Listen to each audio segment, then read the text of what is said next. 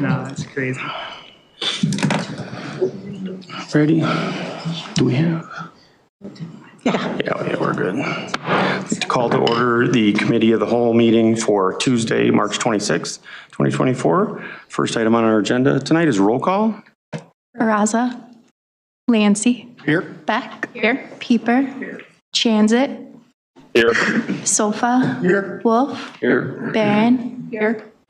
Lehman. Here. Ayazi. Malay. Here. Ewer. Here. Saran. Vogelsinger. Here. I think the only one I didn't hear from was from everybody. I think I only had 3 that were absent. We do have 3 that are absent. Dan's online, that's right. Okay. Dan's online. So it counts it right. Yeah. Okay. All right. Next up is a reminder to please speak directly into the microphone just at the podium so we can get you on the recording and on the broadcast. Item 3 is items to be removed, added, or changed. Do we have anything? No. Okay. We'll move right on to item 4, matters from the public for anything not on the agenda. Okay, we'll then move on to the consent agenda. Alderman Chanzit. Indeed, let me pull it up just one second.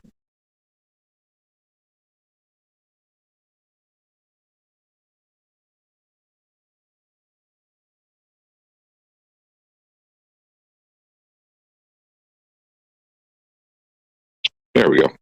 The consent agenda reads as follows. Resolution 24-49-R, approving the preliminary final plat for the Zipruff subdivision. Ordinance 24-31, declaring surplus property, transformers.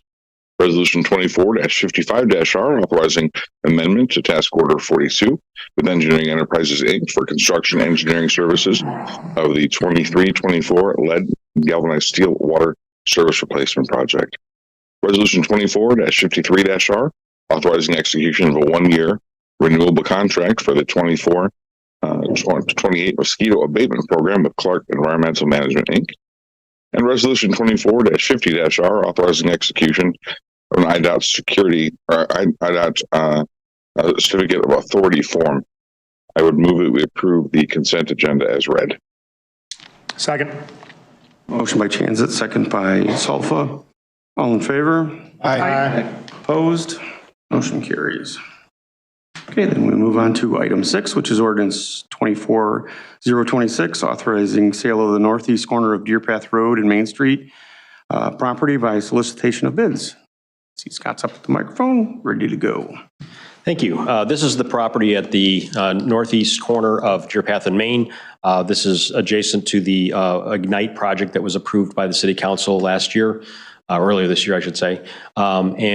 This would allow for us to sell that property probably to that property owner, also just so they can consolidate it as part of their development plan. They are planning to use some of our detention basin for that purpose. This would allow them to own it and maintain it. The city would still have the right to use it for stormwater detention. That is an existing easement that's on that property. So this would just transfer the ownership to the private entity that is adjacent to the property. Any questions or comments? I like the idea of getting rid of it, unless we have to take it over or have to force them to pay to clean it up or keep it in good shape. So, and it does, because of this type of land transfer, it does require 3/4 majority of the council. No other comments? I will make the motion that we recommend to council ordinance 2024-26, authorizing sale of the northeast corner of Deer Path Road and Main Street property by solicitation of bids. Second. Motion by Wolf, second by Solfa. All in favor? Aye. Opposed? Motion carries. Next up is item 7, ordinance 2430, vacation of Meadow Drive turnaround right away. Scott? Thank you. This is a piece of land, 2 pieces of land actually, on Meadow Drive that are that are part of what was a hammerhead originally before the development to the south was built. This was unincorporated until recently. We annexed the property, and now that we have jurisdiction over Meadow Drive, we can vacate the hammerhead pieces of the right-of-way because it's no longer needed. So this is similar to what we did in Woodland Hills in the past. Questions or comments? Again, good to get property out from our ownership and let somebody else have it, maybe get a little bit of taxes off of it. Okay, I'll make the motion that we recommend this to council, ordinance 24-30, vacation of Meadow Drive turnaround right away. Second. Motion by Wolf, second by Malay. All in favor? Aye. Opposed? Motion carries.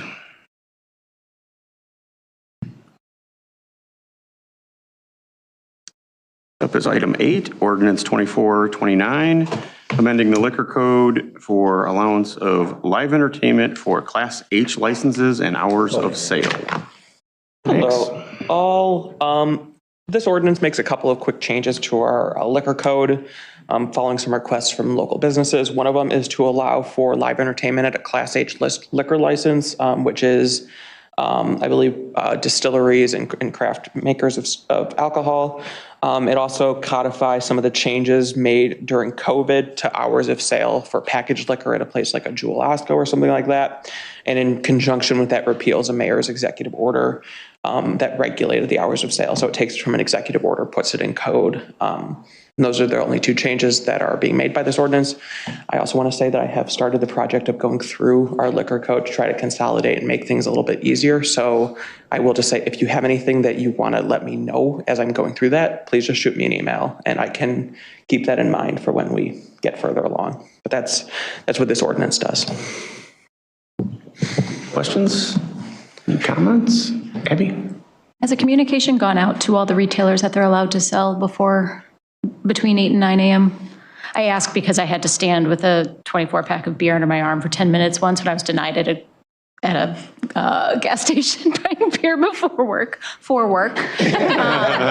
and they didn't believe me when I said, no, you're legally allowed to sell this to me now. And I don't know why they didn't believe the girl with the 24-pack underneath her arm at 8:45 in the morning, but they didn't. So yes, that communication did go out, but it's 3 years old. Okay. So that's, some may not have realized it. I don't know why, but we haven't given them recent notice. But when this changes, we also notify all of the affected license holders of the changes that we make.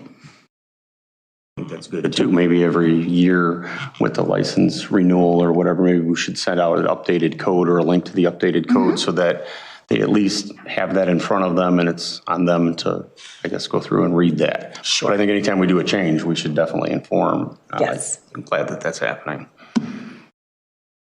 Any other comments? Okay, I'll entertain a motion for ordinance 24-29. Motion by Vogelsinger, second by Ewer. All those in favor? Aye. Opposed?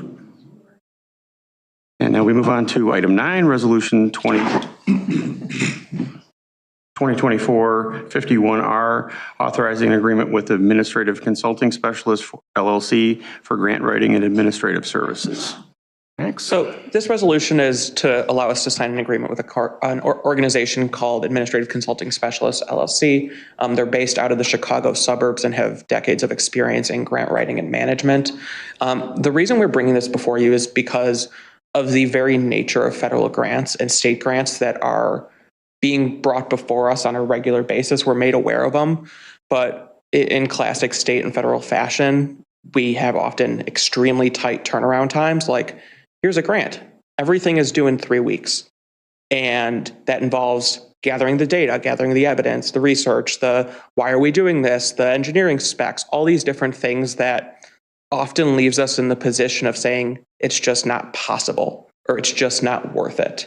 And that's not a feeling we like to be in because these are grants that could benefit us, but the just timelines that we're put under a lot of times by when we're made aware of these grants, either via our organizations we're in, via the state, via news articles or other things, it just often puts us in a position of, do we drop everything to do this grant or do we just have to say no to it? And so that puts us in a position of really only going after a lot of bigger grants that we know we have a stronger chance of getting, but there's lots of smaller things that we leave on the table. And so this organization, we had talked to a couple of firms and this one really rose to the top. They're based, like I said, they're based in the Chicago suburbs. Almost all of their clients are cities or park districts or school districts. And in talking to the references and in talking to those who have used them, it was nothing but absolutely glowing reviews. I talked to police department and police chiefs who said this is one of the most important relationships they have. They've gotten tens of thousands of dollars for body cameras, for new stations, for recruitment grants, and everyone basically said the same thing, that this is a small down payment on substantial grant funding that comes in through this organization.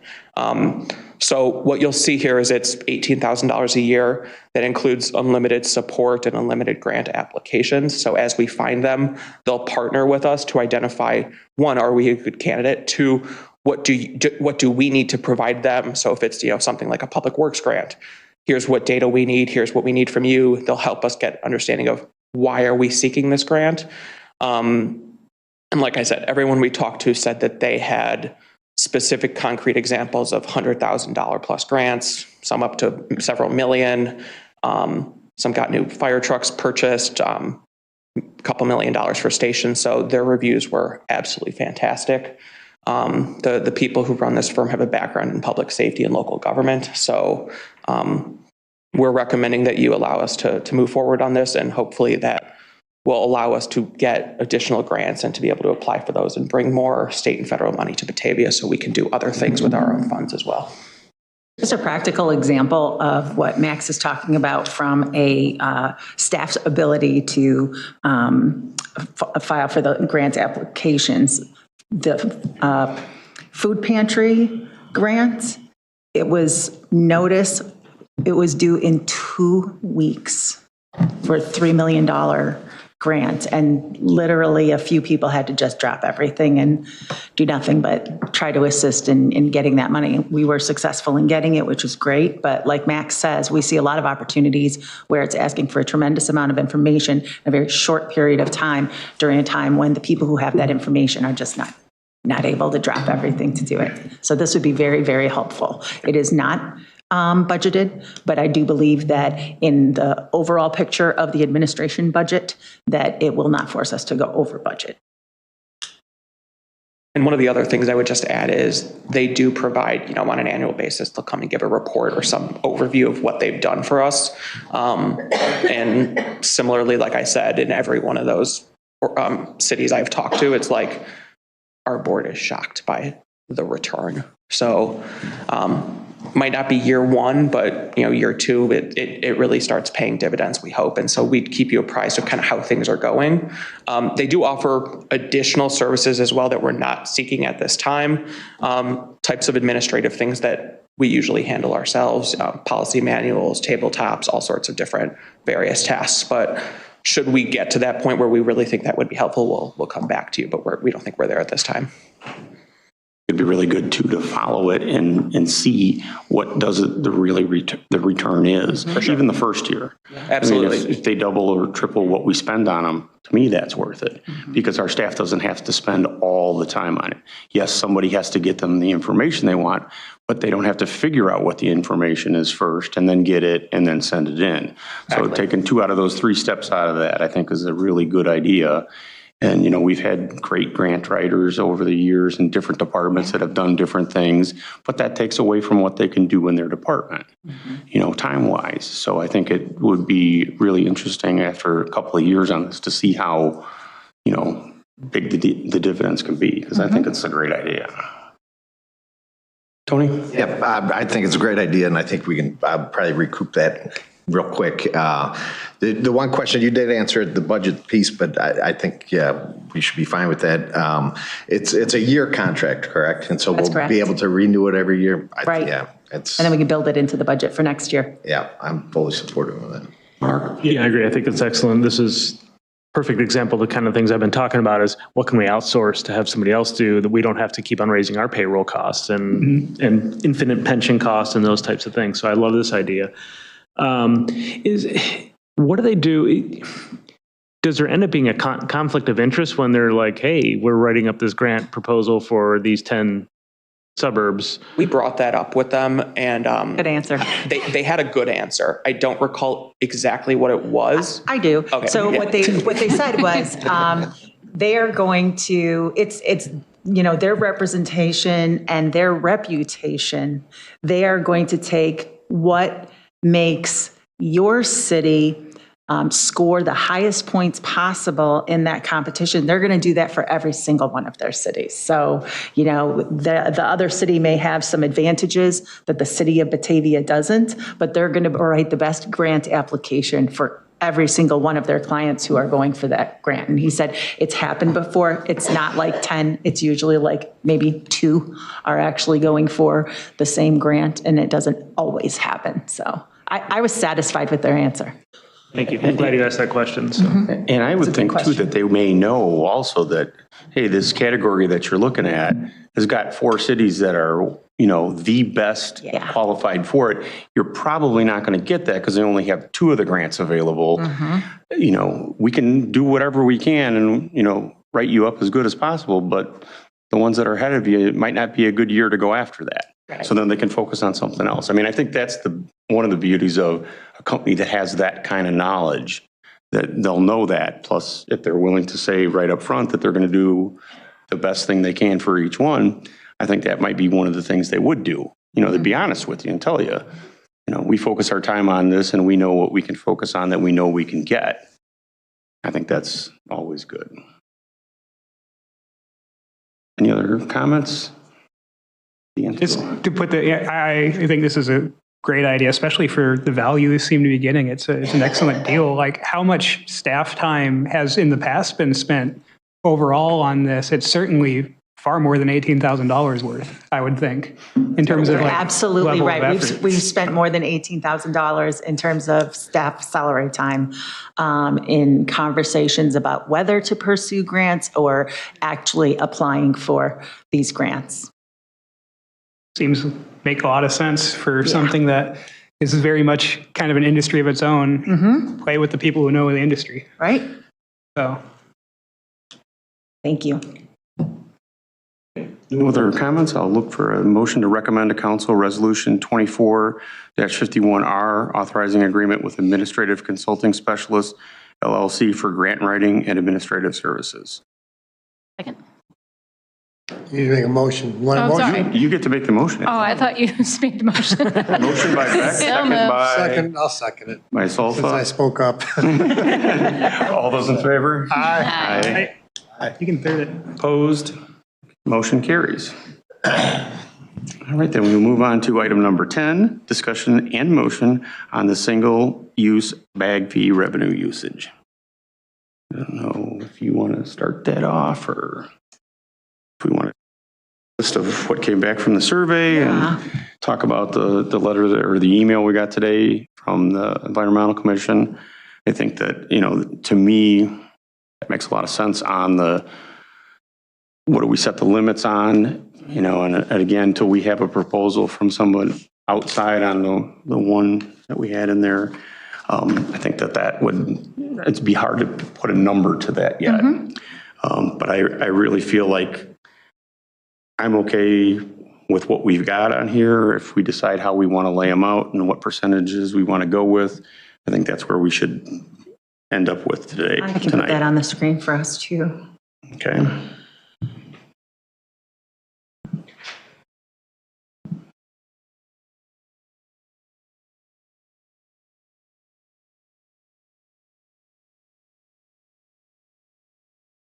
So I'll read off what I got here. For the 6 categories, had more than 7 votes in favor of funding parkway trees, 10 votes, reusable bag purchases, 13, basin naturalization and restoration, 9, rebates for home energy improvements, 12, energy audits, 11, and bag fee education initiative, 8. So if I remember from the last discussion we had about this, one of the things we really wanted to do was figure out how to give this back to the people, not just spend it on things that, the city benefits, but not typical citizens. So, I'm fine with the parkway trees. I'm fine with the rebates on home energy improvements, the reusable bag, that's fine. Energy audits, I'm okay with if it's below the home energy improvements, because I think that's more important or bang for the buck or however you want to describe it. And Bad P Education Initiative, I would put down a little lower, but Mark? Yeah, I agree with BEC that I think that's too much on the bags. I mean, Yeah. I think we should hit like a number. I agree with them, like a number of bags, 500 or something like that. Like, I'll contribute. I kid you not, I probably have 40 bags at home. And it keeps on getting fuller. I have no idea why we keep on getting more bags, but I think there's a lot of those out, and I think having them at the farmer's market and stuff like that is good, but buying thousands of bags that then we're going to be sitting there saying, hey, we need to expand City Hall because we don't have storage for all the bags we have. Joking a little bit, but I'd like to see that money shifted and then see what happens. I mean, if you buy 500 bags and 500 bags go in one weekend at the farmer's market, then go buy another 500 bags. But how many people are just taking 500 bags because they're like, oh, you're giving me a free bag, I'll take it. There's so many times now where people are like, oh, you want a free bag? I'm like, no. No, I have enough. I bought a Menards one so I have a place to keep the rebates in, so I remember to take them back and use them. And it's bright green, so I can't lose it. I was supportive of the reusable bag purchases, a certain number, but my bigger concern is that they're getting into the hands of the people who need them. People at the farmer's market don't need them. If you can shop at the farmer's market, you don't need a reusable bag. You have 40 of them in your house. My concern with that one is how do we get it to the people where it would benefit them the most? And so to figure out creative ways to do that. One of the ways we were going to do that was to have them here at City Hall and let people know if you need a bag, they're here for you to come and get it. And, perhaps people who might be bag hoarders and didn't need a bag would also come and get a bag. But the other thing that we could do is contact like Batavia Apartments and maybe provide them with a couple hundred bags for their tenants to use. I was thinking the food pantry, the police department, lobby. I agree. What you mentioned, and then also maybe even the schools. I don't know, but opportunity. Chip-in might be a way to get that out too. That might be a real easy way to do that. I'm do sure it as that part they of would. the gifts, Christmas, that it's like bag, you get some of your gifts inside one of the reusable bags if we still have them around at Christmas. Batavia Access. Batavia Access, yeah. United Way, they sponsor families and groceries. So 500 bags to start with. So that would reduce the reusable bags to 5,000. How would you like to reallocate the whatever that percentage becomes to the other home energy improvements and energy audits or other things?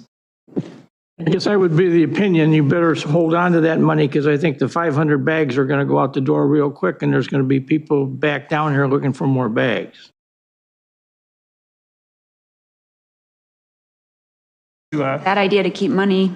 Yeah, right. We don't have Withhold to some spend money. all of it. Yeah. Right. We're going to continually get money anyway. Right. So So if we have that- another $5,000 That budget's going to be better in a couple months. If or a we month. get to, July and all of a sudden, we need 500 more bags, then we get 500 more bags. If we go through them that fast. And this is an allocation of 200,000, whereas we have only collected a little over half of that at this point.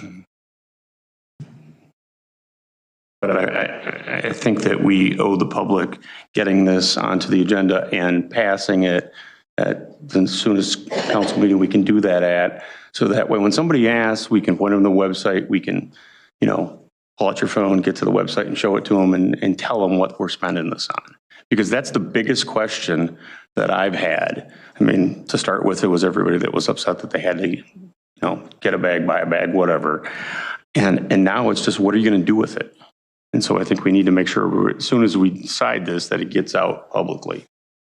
Well, then in that regard, I like the idea of if we're going to reallocate some stuff, things that people can see. So the things people are going to see is the parkway trees and the basin naturalization and restoration.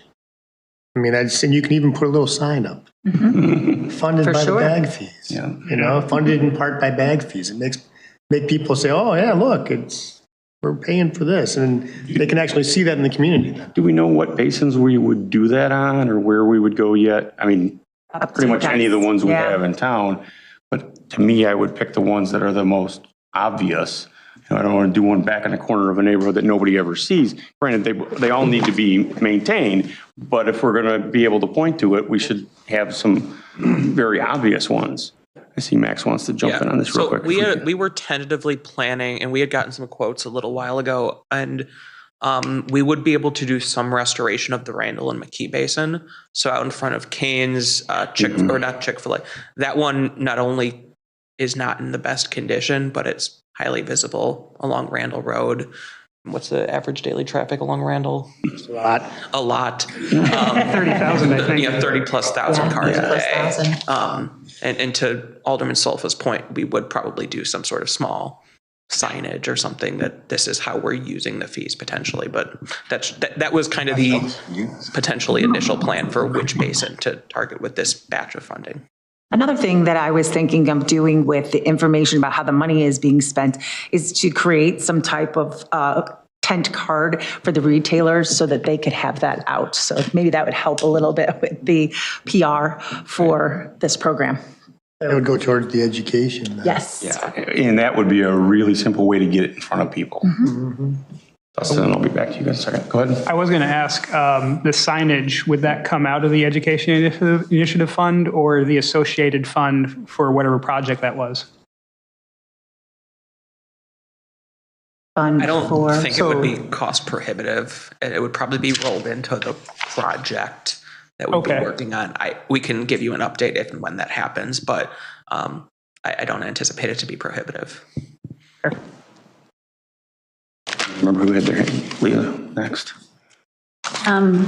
This was not in the survey, but I've heard this murmurings in the community, even with perhaps some of the bag fee money going towards the Fox River corridor plan, the dam depot, just putting, again, that is something that is highly visible, benefits everybody in the community, even outside the community, since the bag fee is coming from all shoppers locally. So I don't even know if that's something we want to entertain or consider, but putting some of the money towards that kind of a fund. I did too. Do we want to have a little discussion about that, or do we want to keep just going through who was up? What is the number of bags we think we're initially going to put on the street? Get the first 500, but we'll be able to order 500 more as much as we need them. How much are we paying per bag, do we know? About $10. $10 a bag? Yeah, they're jute bags, which are recyclable at the end of their life. Give a sample. Lori had a picture, and I can send that around. We're going to have some kind of statement about need to recycle from the city of Batavia on them? Mm-hmm. Yes, they'll have a logo on them. And right, and the thing is, you can go out and buy a bag for $1. I think it was 98 cents or whatever I paid for the one at Menards. That is a reusable bag. I don't know if it's recyclable because I think it's out of some type of cloth. So I don't know that it's recyclable. Yeah, the cloth bags and the thicker plastic that has kind of like a coarseness to it are both difficult to break down after they're no longer being used. So we thought choosing a material that breaks down would be better. Yeah, because I know I have insulated ones and those are not, but I think the one we've had for 10 years, so it's definitely lasted. Yeah, I mean, on that point, I think no matter what we do, and not nefariously, but we need to have a PR campaign around this because I think that's where we messed up the first time. And especially buying bags. So step back from this a minute. You haven't heard anything we've talked about. All you know is Batavia is now buying more bags with the bag money that they get. You know what I mean? So we got to make sure it's definitely loud and proud that those are recyclable bags, what they're for, and I know we'll do our best, and you can't fight on education or people who don't want to know, but at the same time, let's just, that's all. Just want to make sure everyone gets it. And I think this is our chance to get back in good graces with folks on this topic, because I think it'll help the people who are favorable about the program to feel even more favorable about the program. But if somebody is upset about paying 10 cents for bags, giving them this reusable bag, I don't think we're going to change their mind about it. But we certainly do need to do a better job, and through education, of explaining the why behind it as to why the decision was made to implement the fee. Or just really even seeing this list. Hopefully this list can be made very public, very quickly on socials and everything. And it's like, listen, guys, all this money is going right back into the community or your pockets some way, somehow, or we're trying to make that happen. Right. So, this is not a money grab. Right. And the two things that we end up benefiting at the end, we're going to use less plastic bags out of the stores, and we're going to take the money that's charged for the bags that actually do get used and do something better with it for the community. So, I mean, those two things are what we have to shout and get everybody to understand, and at least they know it. Whether they agree with it or whether they like it or hate it, that's on them. Sarah? You had your hand up, right? It did a while ago. I forgot. Okay. I think it's been covered. That's okay. Tony? Yeah, in terms of the river idea, I find that interesting, but I don't think that's a good timing for that. First of all, it's going to be some time out. These other projects, we can get them going much quicker. I'd be leery at this point of funding anything with the river, because that's an expense we've been talking about. That's going to be coming up, and I wouldn't want to be perceived as they put that bag fee in place because they knew they needed to raise money. Yeah. So down in the future, if there continues to be revenue, we could be some enhancements along with that. But I think putting money directly to that, they're going to say, see. It would also seem that it'd be so minimal. Yeah, what would the impact really be? Negligible amount. I mean, we're talking millions from Fabian to the other end of town, and so multi-millions over the years, so that it would be a drop in the bucket. It would be a great thing to do, I think, to divert some of this money there. But again, I think in my mind, the goal is to have this money not continue at the level that it starts at. That's the whole point, is stop using them and the money should trail off. That's what we don't want to see, the money grow. We want to see it year to year get less because we're using less. One thing I want to point out about what you might see with the numbers, that if they don't go down as drastically as you initially thought that they might, one of the things that happens is a lot of people change their behavior right in the beginning of when this is implemented.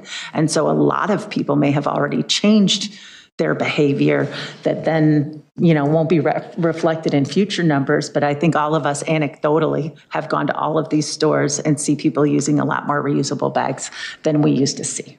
And people tell us that they do also. And maybe some of us also changed our behaviors as a result of it as well. Dan has his hand up. Okay, Dan, go ahead. You there, Dan?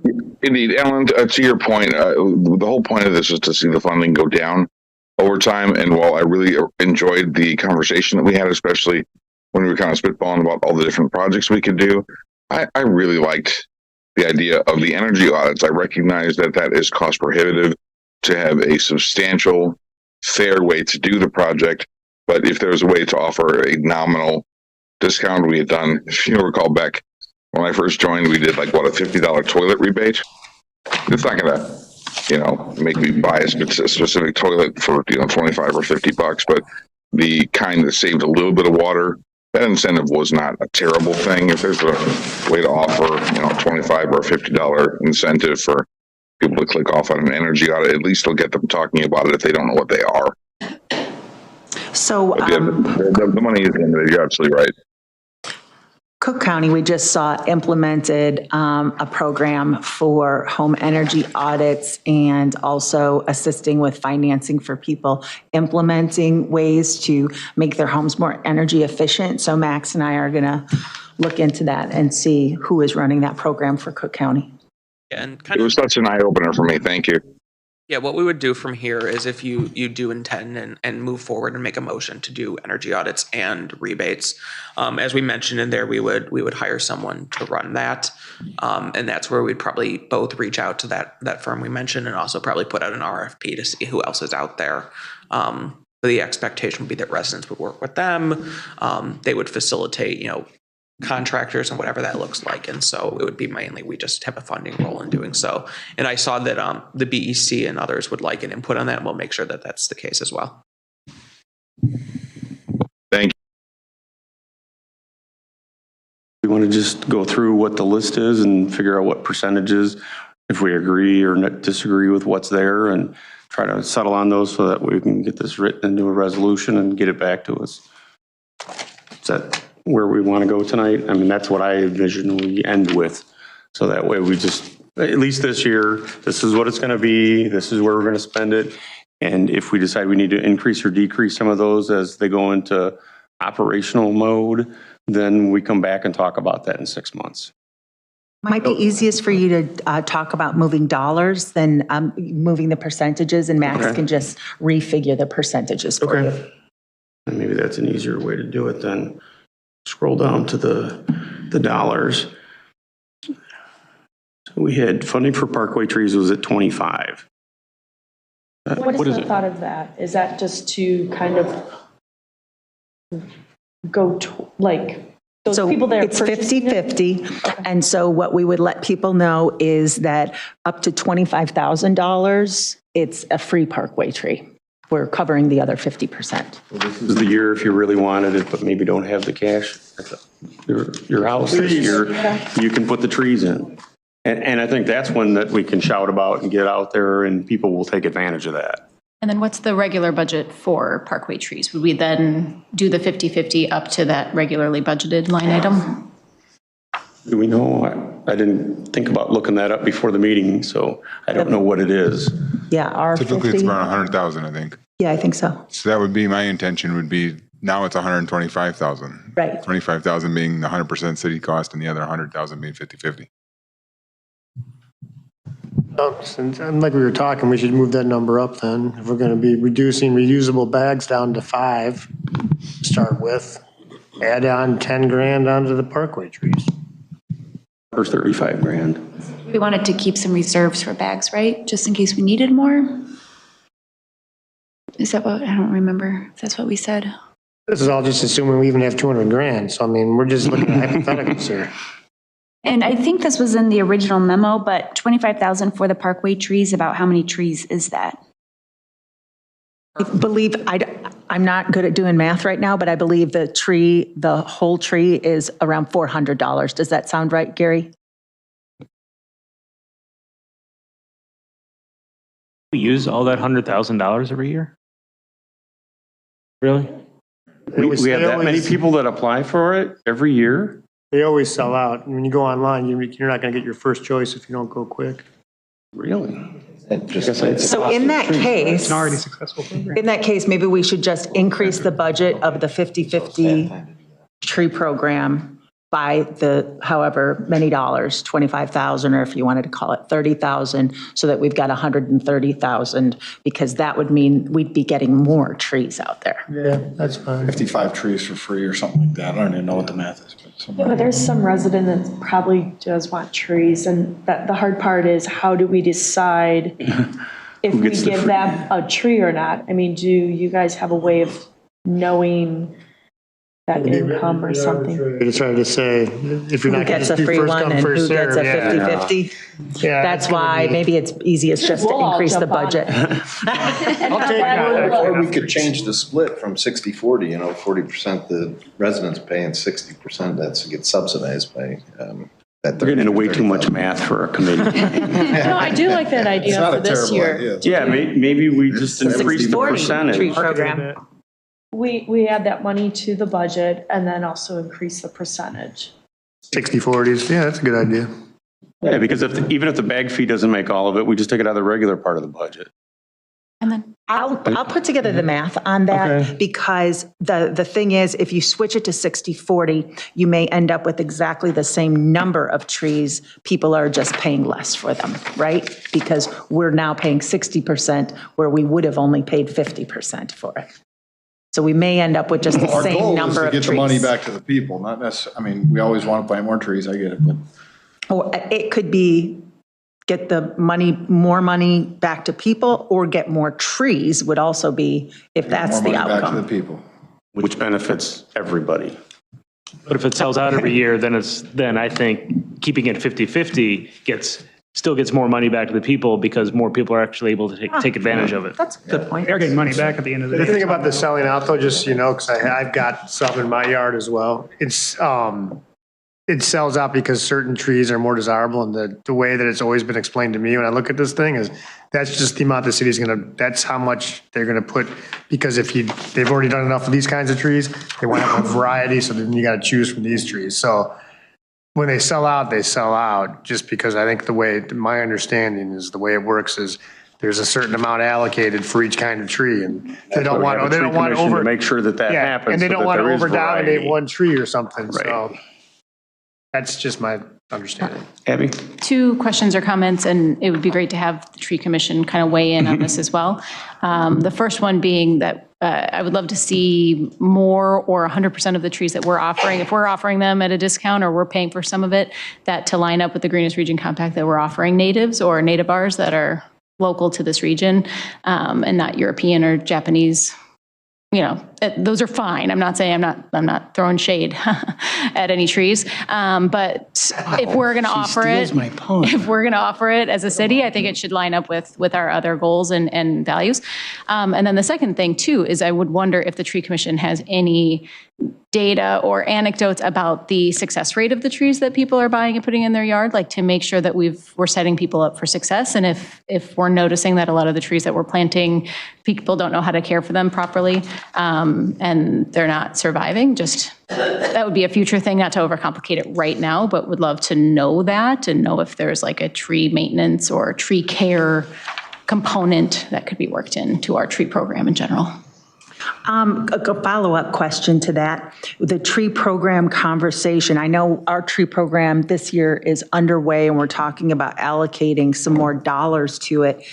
Can we have that tree program conversation so that it affects the next round of tree program? Great. And then I'll check into what we do in terms of education for people when they receive the trees. I did have a brief conversation with Scott Haynes about the types of trees, because I had asked a similar question in going through the Greenest Region Compact of, are we planting trees that, maybe absorb more carbon? And his answer was more or less, we plant the trees that will survive on a parkway. And that with the parkway trees being where they are, with the salt that gets kicked from the road and all this stuff, we plant what will survive. And so that's kind of that point of, we try to diversify the species and make sure it's reflective and that we're not putting anything that could be invasive, but there's some limitations that we have in terms of what actually will not die just based on where it is and the harsh environment of a Batavia Parkway.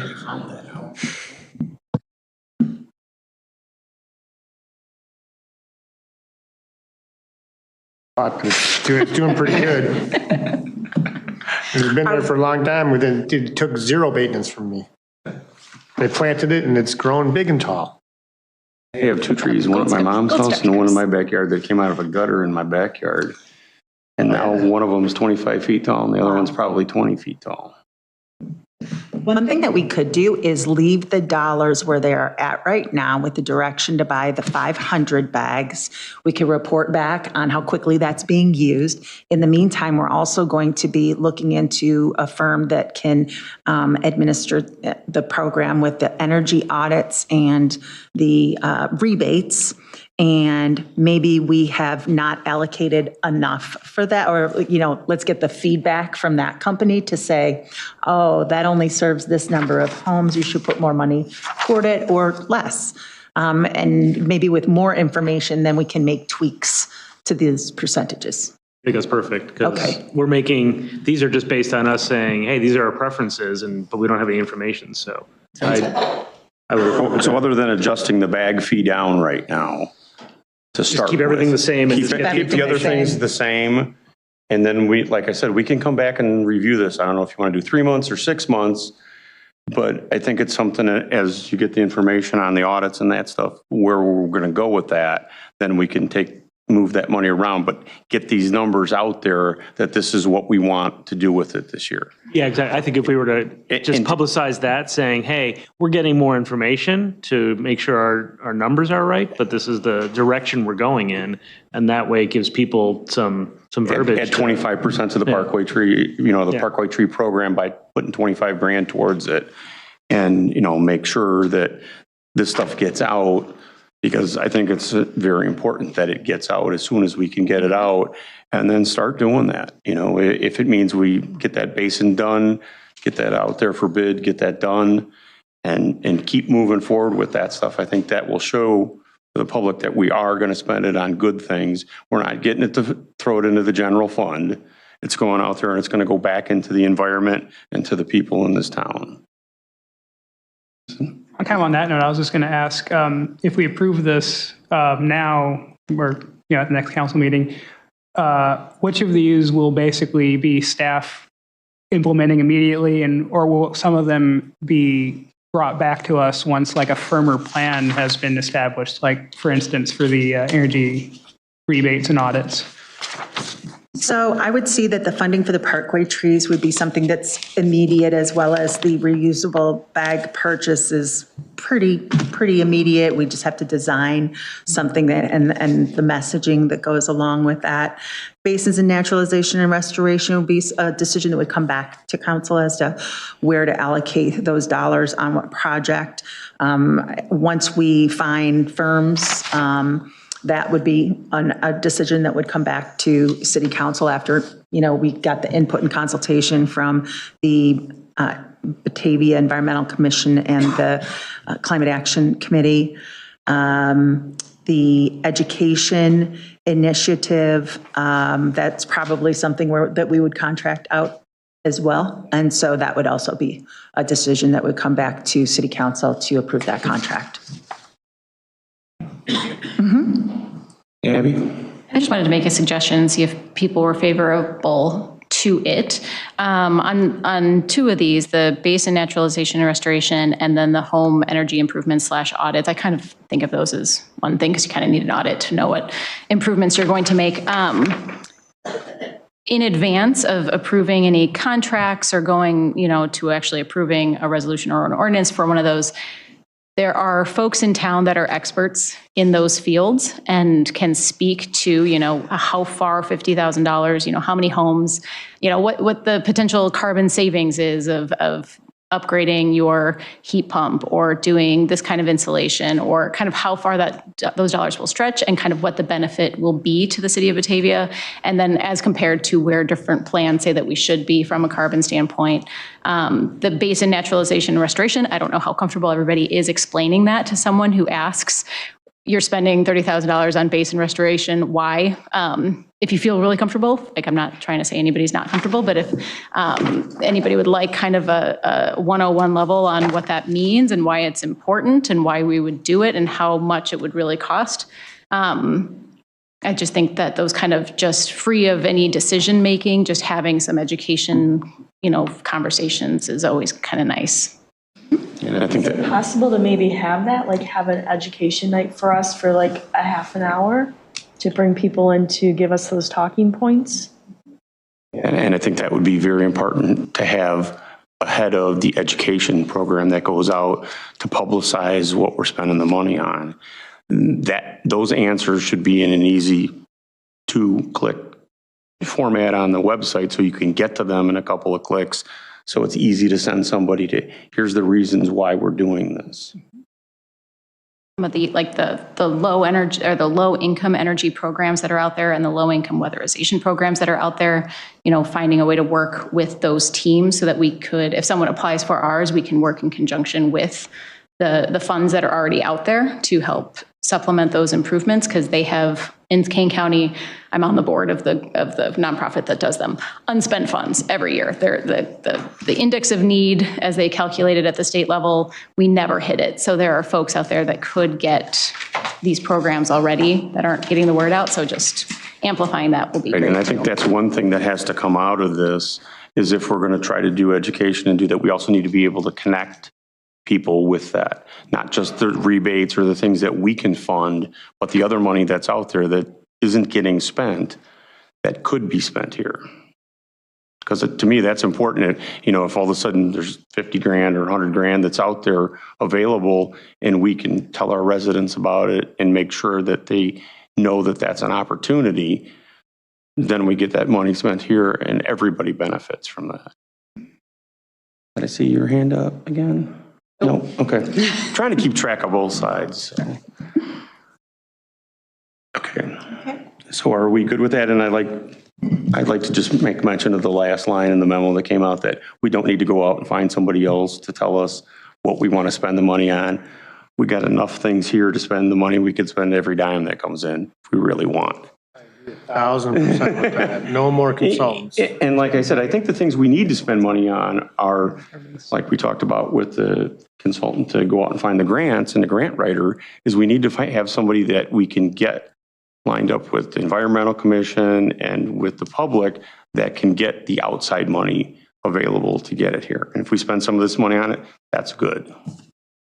Max, do you want to say something? I would just add that we did get some quotes for the basin naturalization, and they do still appear to be like valid through June of this year. And so that's coming in at roughly like 20 something grand thereabouts for the basin. That would include seedbed preparation, native seeding, erosion control blankets, and shoreline plugs. And that would be at the Randall and McKee Basin.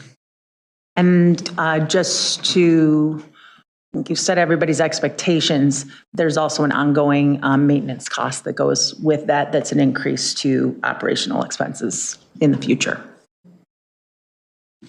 Got to take care of it. Of course. Yeah, I just wanted to share, and I got this pile of stuff that's been sitting up in my office gaining height, and included in it are a number of letters from the community of Batavia about their opinions about the bag tax. So my secretary is on vacation this week, but when she gets back next week, I'm going to have her copy these and make a general distribution to the whole council so you can read what the community has said to us about their opinions of the bag tax. I think she can do either way. I would prefer scanning. I support a scan and email. Yes, initiative on that. Well, we can do it either way. If anybody has, I know you two have a preference for scanning, and if anybody else does, let me know. Agree? Okay. I'll take it electronically. Okay, well, whatever, we'll get them out. So I think it'd be interesting for you to see what folks have said here. All right, thank you. As long as we're not printing them all out on paper. Yeah, that's a waste of paper. We just took down 3 park trees. Right. Jeff, I've spent a lot of time after last year of not being around and going through stuff at home, and I still can't believe the amount of paper I have from the waste transfer I got rid of already. I think I kept most of the stuff for the dam. I've even got videos from outside sources that were given to us. And now I'm finally going through like the last, 10 years of stuff that I have at home. You want to see paper? Come with me someday and I'll take you to the 3rd floor. Back before there was any computers or any copy machines, everything was written in longhand. And we got stacks. And I think, one of the golden moments for the Batavia Informational Services Department is going to be the day when we can start getting all that stuff scanned and put it on the computer. Yeah, so as a matter of fact, there's 2 sides to that. So one of them is, and both of these projects are, thank you, Max, and thank you, IT, for what they're doing with Laserfish. But Max has contacted the state and got our retention and destruction policy all in order. And there are actually 440 bankers' boxes of information that we have received permission to give the heave ho. So that will give us a lot more room up there on the 3rd floor. It was sorely needed. So thanks, Max. One thing we need to keep is the city council minutes, literally from the beginning. Oh, yeah, all of it has been reviewed by our attorney. There are referrals that come at us from something that happened 30 years ago. Yes, we're getting all of that So scanned yes, so that we can search it. We can throw it away after we get it scanned, but we need to get all that scanned. Our IT department is quite capable of doing that for us. We're going to keep all of our resolutions and ordinances, even if we don't have to. It sometimes pays to have the originals of those There's things. a whole process if you want to actually destroy them after you've scanned them. It's just not worth it. You have to physically sign each page, verify that it's the exact same version, and it's just not worth it. So if we're done with this one, then we will move on here. Thank you. Everybody good? Okay. Sure. Yeah, it's done. I know that I kind of brought up the idea for us to do the voting in the way that we did. Was everybody satisfied with having it go out in that direction? Seemed to work out fine. Yeah, I think that's a good idea. It's a lot of time here. Well, and we used to, I'll tell you guys, we used to go around, and before I was chairman too as well, and going back 20 years, and we would go around Vegas, and everybody would say what they thought about each item that we had to decide. And that can take hours to go through each one and then let 14 or 15 people talk on every one. It gets really monotonous. So it was like, when I started on this, we had a government services chairman that went through every line in the budget in a meeting. So if you went to the government services committee meeting, you were there for 3 hours for 2 or 3 meetings to go through the budget. On a Saturday, right? It was brutal. No, I never came in on Saturday, but it was brutal. I got to go fishing sometime. I mean, there was definitely some things that I didn't vote for, but seeing where everybody's collective thought was, and then to come and have this conversation, I felt was a lot better and just kind of opened up my eyes to where everybody else was. So. And I think it's good to have everybody get to say what they want to about it. And, you know, we get there, we try to draw some consensus on the things that we think are important, and then we move forward, because I don't want to let this go any longer. I want to get this over with and get it out there. And again, I think the idea of having something at the businesses that they can have a card like they do now, and several of them that I've been into, that explain that we are charging a bag fee at the registers, and not just have somebody that doesn't like it snap at you and tell you it's a bag tax and they can't stand it. But, you know, I'm glad you brought a bag in. Would we likely do that process again next year if we have new ideas or new priorities based on what we experienced here, since it was honestly relatively painless? Yeah, I'd like to review it in 6 months and see where each thing is at. Yeah. Or as we go through and we find out what things are going to be and, you know, what all we can accomplish on those items. I think we should have that back to us from staff when they get that. And then I think it should be reviewed in 6 months. Yeah. And we should look at it and say, wow, this worked really good. Hey, we're going to need more bags, or we're going to need less, or whatever it is, but just have that discussion in 6 months. Dan, go ahead. Can we have a safe word that we can use when any of us accidentally call it a bag tax? We're still doing it even at this meeting and in the last week or two. It is a fee. It's a user fee. It's something that is important that we get out there, that we correct people without being combative. But when I explained it to a constituent or to somebody in line at a store, when I've run into people, you have a choice. That's a fee. The tax, you don't have a choice. If you own property, you have to pay the property tax. That is the most succinct way I've heard it said. Can you repeat that? Yep. I don't like to stand there and argue in line, so that's how I say it. I don't either, but I don't either. What did you just say? Because it was perfect. It says, I said that you pay property tax in Batavia. You don't have a choice on that. That's what you have to pay. On a fee on a bag, you have a choice. That's the difference. There we go. Usually that ends the conversation pretty quickly. It's pretty simple. That's the most succinct way I've heard it repeated. Thank you. Well, I've had a lot of the stores tell me they have a lot of people that flat out say, I will not pay for this bag. Just let me carry my item out of the store. Mm-hmm. I mean, I think there's a lot of money lost that way, that people say, I'm not paying for this. Or, you know, many of them now are starting to bring their bags, but I was talking to a couple of the checkout folks at the Jewel, and they said they think the bag people that are easily paying is about 25%. And so then you have to ask yourself, you know, if somebody really got rough and we tried, you know, I don't think you could arrest them very easily for taking that bag out. And I can assure you, if it went up to the court, I'd be getting a call from the chief judge wanting to say, if you're going to take that one, you better put it in your adjudication court because we don't have time for this up there in the courthouse. And I won't say where because I don't want anybody to get in trouble that work there, but I've seen people where they refuse to and they just let them leave with the bag. And it's not the end of the world. There's no reason that somebody running a register should have to deal with an irate person over 10 cents. Right. And I will call them a bully. Yeah. And I will continue to call them a bully. It's been a while since I've seen somebody actually flip out about it, but it's happened. Okay, we'll end number 10 and move on to number 11.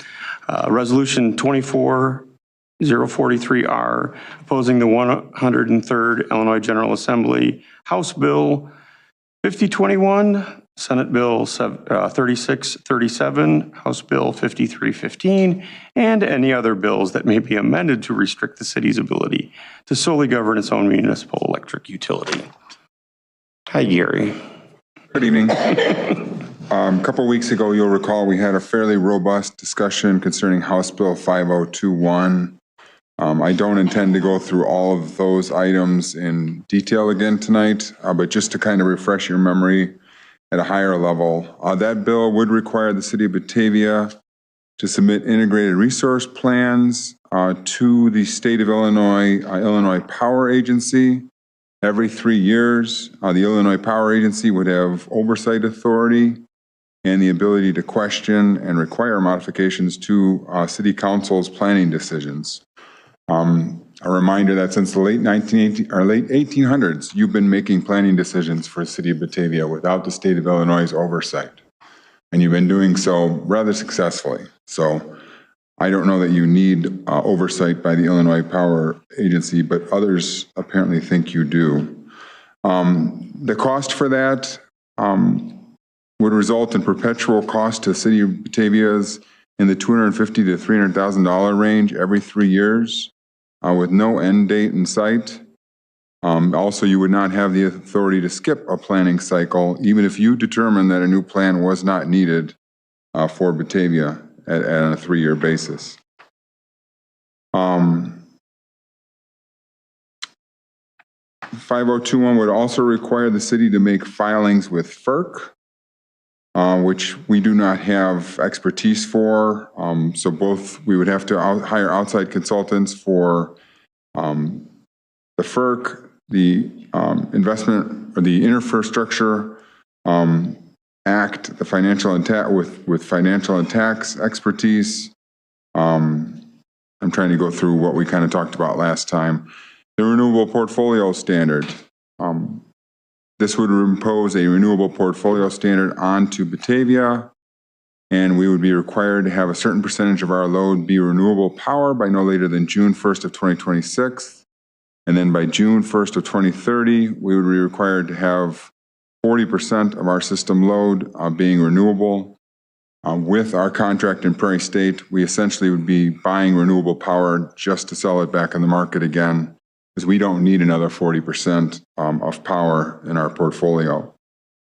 For other utilities that can adjust their portfolio, that is a goal which we should all be getting to, but on that timeline, it just doesn't work for Batavia.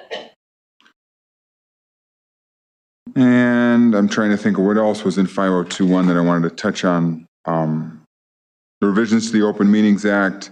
It did require revisions to the Open Meetings Act that have a real potential to create legal conflicts related to Batavia's existing contractual agreements that it has with NIMPA.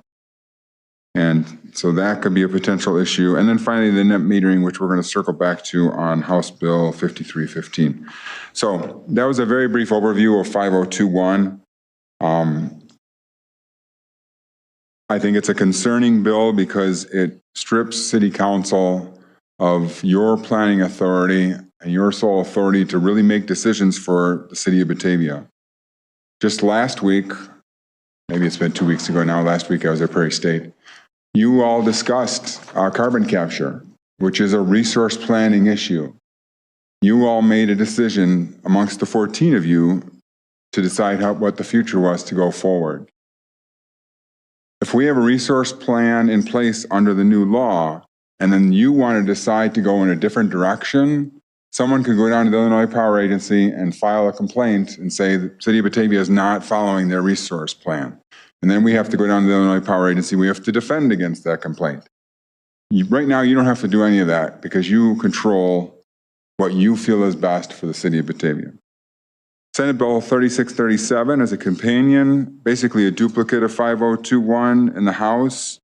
Senate Bill 3637, however, does add another requirement, and that is a cost of service study, again, on an every 3-year basis. That cost of service study would again result in consultant cost to Batavia's ratepayers, whether a new cost of service study is needed or not. For reference, we haven't had a cost of service study since our last rate increases, which were back in 2014 and 2015, almost 10 years ago now. And even those were done based on updates by city staff to a consultant study that was done a few years before that. Batavia, with its current contractual arrangement, simply does not need a cost of service study every 3 years. Cost of service study under Senate Bill 3637 would have to meet and be accountable to the Illinois Commerce Commission. So now we would have to have consultants and legal experts who are versed in appearing before and making cases to the Illinois Commerce Commission. The Illinois Commerce Commission oversees ComEd and Ameren, and the cost of service study would have to have the same contents as those utilities who have millions of customers, literally millions of customers, and we have 10,000 customers. So we would have to come up with a very extensive cost of service study that frankly is not needed for the city of Batavia. Finally, there's House Bill 5315. This is basically rewriting legislation that was just decided in CEJA a couple of years ago. City Council was not unanimous when it came to net metering versus net billing for solar. There were many of you who wanted to do essentially what's going to be outlined in 5315. So I would expect that many of you will still be supportive of 5315. But the majority of you felt that a net billing policy was best for Batavia given our circumstance with the portfolio that we have. So 5315 would require, again, the ICC to oversee Batavia and municipal utilities are related to solar policies of all municipals and co-ops in the state. So from Naperville with its 150,000 residents to Muscuda with its 4,000 residents, would all have to have the same standard policy in order to have solar in their towns. So that's what 5315 is basically requiring, and again, takes those decisions away from City Council. So staff is recommending that you do pass Resolution 24043 opposing any legislation that would strip City Council of its sole authority to govern the municipal electric utility.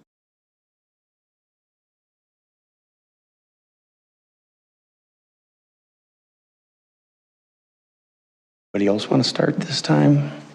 Oh, my blood pressure goes down. Alan. Go ahead, Tony. I noticed in looking on the General Assembly website that now our state rep, Maura Hirschauer, is a co-sponsor on 5021. Is that the right number? 5021, she is, yes. I think she also maybe is co-sponsor on 5315. I'm not sure. There's only one so far. So I haven't had a chance to speak with her. Have we gotten any comments from her on what's her motivation? I know the original sponsor is also from Naperville, and it doesn't add up to me what they're trying to accomplish, and from the towns that they're representing. So I'm wondering if we've gotten a response from them, because I'm a little leery on voting for something until I know what their motive is. So as a matter of fact, Gary and I have a meeting with Representative Hirschauer on Monday to discuss the bills with her, so we can get that information for you. She's got a similar problem going on crime-free housing. And that one's a big one. I've been asked by the Illinois Municipal League to create a letter, which I have done, and the police chief has also produced a document to show how many times Batavia seriously needed crime-free housing laws. And we've taken some really bad people out of this town because we had it. And to take that away from us is really a bad way to go, in my opinion. So we're going to be talking to her about that too. I guess one of the comments I'll make is from the ICC side, that's an appointed board by the governor, whoever that is at that time, makes those decisions. And I don't know if you've all been aware lately of the inordinate amount of commercials that the governor has had talking about how rates haven't gone up in the natural gas and ComEd over the last several years. The only problem is that's also stopped their infrastructure work. And, you know, there's big time problems, I guess, in NICOR in certain areas of the state. And the infrastructure work that ComEd and Ameren wanted to do over the last, I don't know, decade, they've not done because they haven't raised rates enough to be able to fund it. Well, at some point, that infrastructure has to get fixed and expanded, and they don't have the money, and those rates are going to have to go up at some point. So let's just push it off to a governor that's not our current governor. So that, to me, is a really nasty thing that's going to happen, especially if these bills pass. I was in Chicago this morning running the meeting of the Chicago Metropolitan Agency for Planning's Council of Mayors. That particular subject you just mentioned came up. And beyond that one, there's also one going about water and gas and water. And there's some of the areas around here are really getting tight on water. Others, like ourselves, have a pretty good water supply. But there are people in the water business now that want to spend $90, $120 million to run pipes from Lake Michigan out to wherever. And it would appear that there's some people standing in the line here to acquire easements and right-of-ways and buy pipe and whatever have you. There's some people really trying to make some serious money on all this. But everybody this morning was saying, well, we're not talking about electric, we're not talking about gas, and we're not talking about water. And there's a whole bunch of clouds under all this stuff as to where it's all going to go, because as you just said, those gas mains and those water mains, they need to be fixed. And the only way it's going to be fixed, somebody's got to pay to do it. And even that pipeline, the only benefit, like for us, if Joliet and the other ones end up on it, coming out west and south of us, is that actually, I think, reduces some of the demand on the aquifer that we're in. So if that does happen. Well, they've already signed on. So right, and several of them, yeah. We've lucked out on that one, right. I think. And that may actually benefit us to make our aquifer and the depth of our wells work or last for a longer period of time. So that aspect is good. Dan, you got your hand up again? Then you were next, right? Okay. Go ahead, Dan.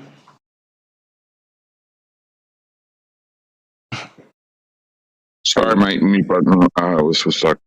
I don't think this bill is going anywhere.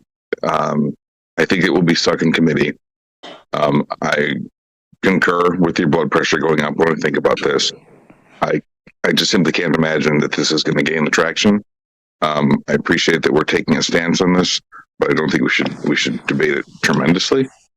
It would be unfortunate if something like this went forward, and I don't understand the motivation. I chaired the meeting that night and I said I would reach out to the representative. I did not hear back. I am surprised that there's an additional sponsor to it, but I still think it's way preliminary in a session where there are thousands, hundreds or thousands of bills that are introduced that never see the light of day. House Bill 5021 and 3637, I would agree that right now they're in subcommittees and I'm not sure that they will move forward. House Bill 5315 is very much alive. That one is definitely moving forward. And if 5315 gets amended to include language out of House Bill 5021 or 3637, that could very well still happen. So I think we need to be conscious of all the bills. I'm certainly aware of that part, and I know that it needs to. We're still very early in the flow chart. Is all I'm saying. And I'm not at the alarm place yet. I'm aware of this one, but I'm just having a lot of trouble understanding how something so backwards could move forward like this at such a cost to us. It seems punitive and vindictive almost in its nature. And I just have a lot of trouble with all the other things that these guys should be working on. I can't believe that they're working on this. All I can speak to is the public comments that were made by Representative Yangrohr at the September meeting in Naperville. And at that meeting, again, I've shared with you before, there was a strong philosophy expressed that, the supporters who were at that meeting, they needed to control power planning. The people who control power planning have the power. That's basically what was said by Scott Allen of the Citizens Utility Board. The group that was there wants to control power planning. They want to take that power away from local municipalities and co-ops. If they really wanted the power, they would recognize that they vote in 6 to 8% margins of registered voters, and all they need to do is run for office, and they can run all of us out of office in a single election, and they're not. And to be stuck on one issue that's I have a lot more I'd like to say about this. I'll leave it here. That's all. Thanks, Dan. Abby? I have a couple of questions about the 5315 specifically. This was in the bill. It talks about it's the solar bill of rights. And I think it's important to recognize bigger picture in the state of Illinois. There are a number of municipalities or homeowners associations that are still putting up barriers to people going solar. That they want this to be something that all Illinoisans have the right to do and can do so easily without unnecessary or unjust fees or barriers or retaliation. That's in this bill as well. So specifically in there, it says that ratepayers can submit a complaint to the ICC if they feel like they are subject to undue fees or requirements or something is not, no, it's not the plan, that's the other bill, which does make a little bit of sense to me because otherwise they'd be bringing that complaint to us who enacted the fee or enacted the policy. And that does seem like I would want an external body that I could go to if I had a complaint about a certain government body that I feel like was being unfair to me. So that part kind of makes sense to me. I see in there where it talks about net metering going into effect. So I'm curious if there are specific, I didn't see any specifics when I read through the bill. I would like to go through it a few more times, but is it just that will be required to reinstate net metering? And if so, then does that still phase out when net metering is set to phase out in 2025 in Illinois, or are there other specifics that are in there? Oh, so this again, I go back. Let's start with your first statement about communities throwing up roadblocks. Under CEJA, all municipals and co-ops were required to meet a whole new set of laws under CEJA that facilitated solar, specifically facilitated solar. So we all just went through robust discussions, just like we did here in Batavia, to get new policies in place that were compliant with CEJA. And we have almost 1.8 megawatts of solar in our town. We're not closing the door to solar in any way. Now, frankly, the solar lobby is coming back and saying, we want to make it easier so that we can have one set of policies. That's one of the big complaints, and I understand their perspective from that, is if they go to Batavia, they may have one set of policies. They go to Geneva, they may have a second set of policies, and they go to St. Charles, they may have a third set of policies. Not that any one of those policies are restrictive to solar, they're just different, so it makes it more homework on behalf of the vendors to sell solar, because now they got to figure out how they sell solar in this town versus selling solar in that town. So it's a lot easier for me if I'm selling solar, if all the towns could have the same rules. So let's go to the ICC and force all the towns to have the same rules so that it makes it easier for me to sell solar. But from our end of the equation, we may need to have different rules than in Naperville or St. Charles because our situation is different than theirs. To answer your question regarding net metering, I'm not as versed in net metering as to how it's going to fall off in ComEd and Ameren. I don't think it's fair to say it's going to fall off and then become like what we have today. It's just a different version of net metering that's going to go forward. Under 5315, all municipals and co-ops in the state would have to come up, like I said, with one generic policy for solar. All of us would have to have the exact same policy. All of us have to have the exact same rules. And so what works for your town, if it doesn't work for my town, I'm up the creek because I don't get that choice to choose what's best for my town. I just have to go with the generic policy. And fundamentally, it's what's wrong with all of these, which is for 100 years, the elected officials in our town have made decisions about our electric utility. And these bills are about taking those local decision-making away and passing that on to the state, and specifically to ICC, who is an appointed board of individuals. Whoever is governor at the time says who is on the ICC. I would just say, publicly, we don't have a good track record as a state. So why would I be inclined to give the state more oversight when we've done a good job? As a counter to that, though, we as a municipality haven't also made some mistakes that we are living that we with can right fix now. much quicker than the state of Illinois can. If one of those was getting involved in Prairie State, everyone on that side of the dais was no longer in their positions after the next election. Right. That's democracy in action. So that's democracy in action. And that wouldn't happen at the ICC if they made a decision that put us in a very bad place. They're not subject to any of our oversight. It takes a lot more voters to change at the state level than it does to change at the local level. That's just my worry. Yeah, I mean, we're only having this discussion because of the situation we're in, because of, I just don't think we should stand quiet up there. For Batavia. Totally. It's because we're a municipal electric utility, not We had a having to very do with similar any. discussion on this when the franchise laws basically were written downstate by money put into lobbying by AT&T. I don't know if anybody remembers when we got barraged by AT&T locally when we tried to start a municipal cable, fiber network. And they literally spent millions to kill it. I mean, they stood right here and said, you're never going to need fiber to your home. You're never going to need that kind of speed. Who would ever need that kind of speed at your house? And it's pretty much available at triple what it was speed that he was talking about when he stood there at that podium. And they spent enough money that they got a statewide franchise fee or statewide franchise agreement pushed through here, Michigan, I think in Indiana, almost identical.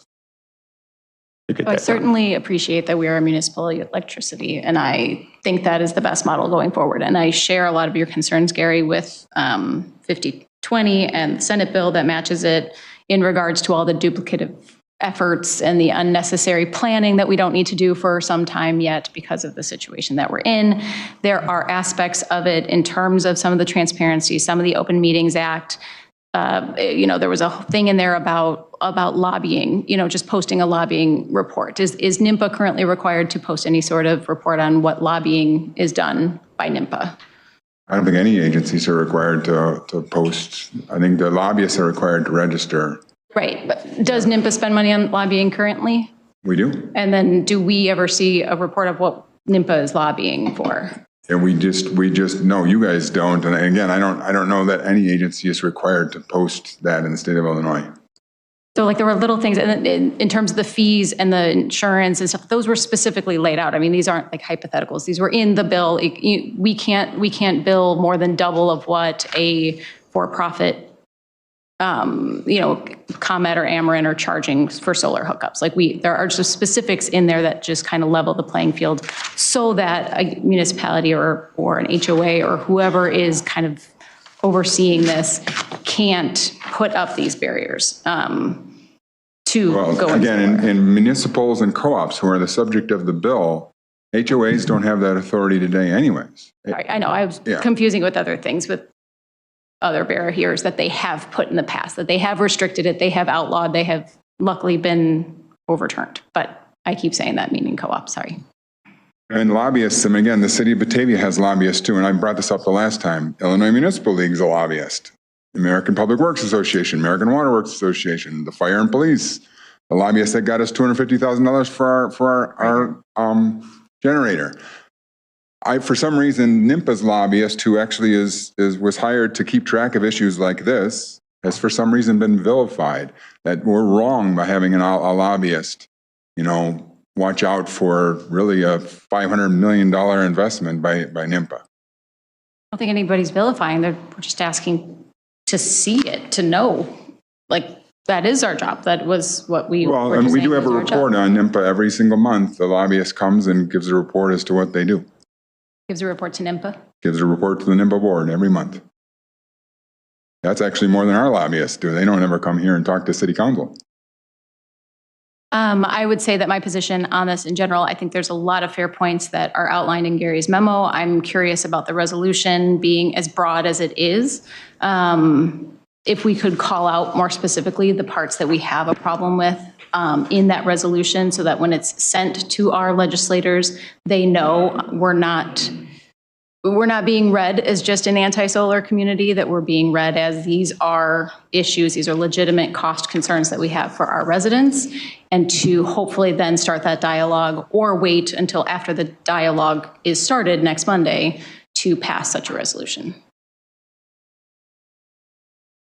Of course, the only concern in that regard is how quickly things can move in Springfield after they move so slowly. Gary's only bringing this resolution right now so that our elected officials realize what your position is as a body, that after 100 years of you making decisions about your electric utility, that primarily is what you are opposed to with regard to each of these pieces of legislation. And the worry is that maybe 5315 only is related to solar power now, but if that's the one that moves forward, and this happens all the time, right? And at the last minute at 2:00 in the morning, the contents of other bills get swept up into this. So it is, and I know that I hate saying to you that time is of the essence because you want to make a decision with all the information that you need, but just weigh that against the fact that Springfield can move very quickly. And that's why we did bring this subject to you a month ago, to have this discussion, to start this discussion. Why even risk losing any power that we have over ourselves? And I think this is just an easy call. It's not tough. I mean, that's not all that's in the bill. That's the important part about it. And we don't have the opportunity. We're not in Springfield to negotiate parts of the bill. We have the bills in front of us, and we can put a statement there. The reason why we're opposing this is such and such, but we just have to oppose it in its entirety. And like it's been explained, because these things are malleable and can be adjusted and they can be pieced together. So, I mean, I see no reason why we should even be not approving this resolution. One of the ways that we could address what you're talking about is to say that we're opposed to every single one of these bills in their current format, but if there is a willingness to sit down and understand what our opposition is and to amend these in the future, perhaps we would change our mind about that. But in their current forms, the city council is opposed. Oh, go ahead, you're first. I was going to say, a little bit earlier that I wasn't quite comfortable just outright opposing these. I would rather us, as Abby was saying, go to our representatives with what we are supportive of and what we're concerned for our city, and not just make rash decisions based on fear, because I think that can also get us into trouble. And I do think our representatives are willing to work with us.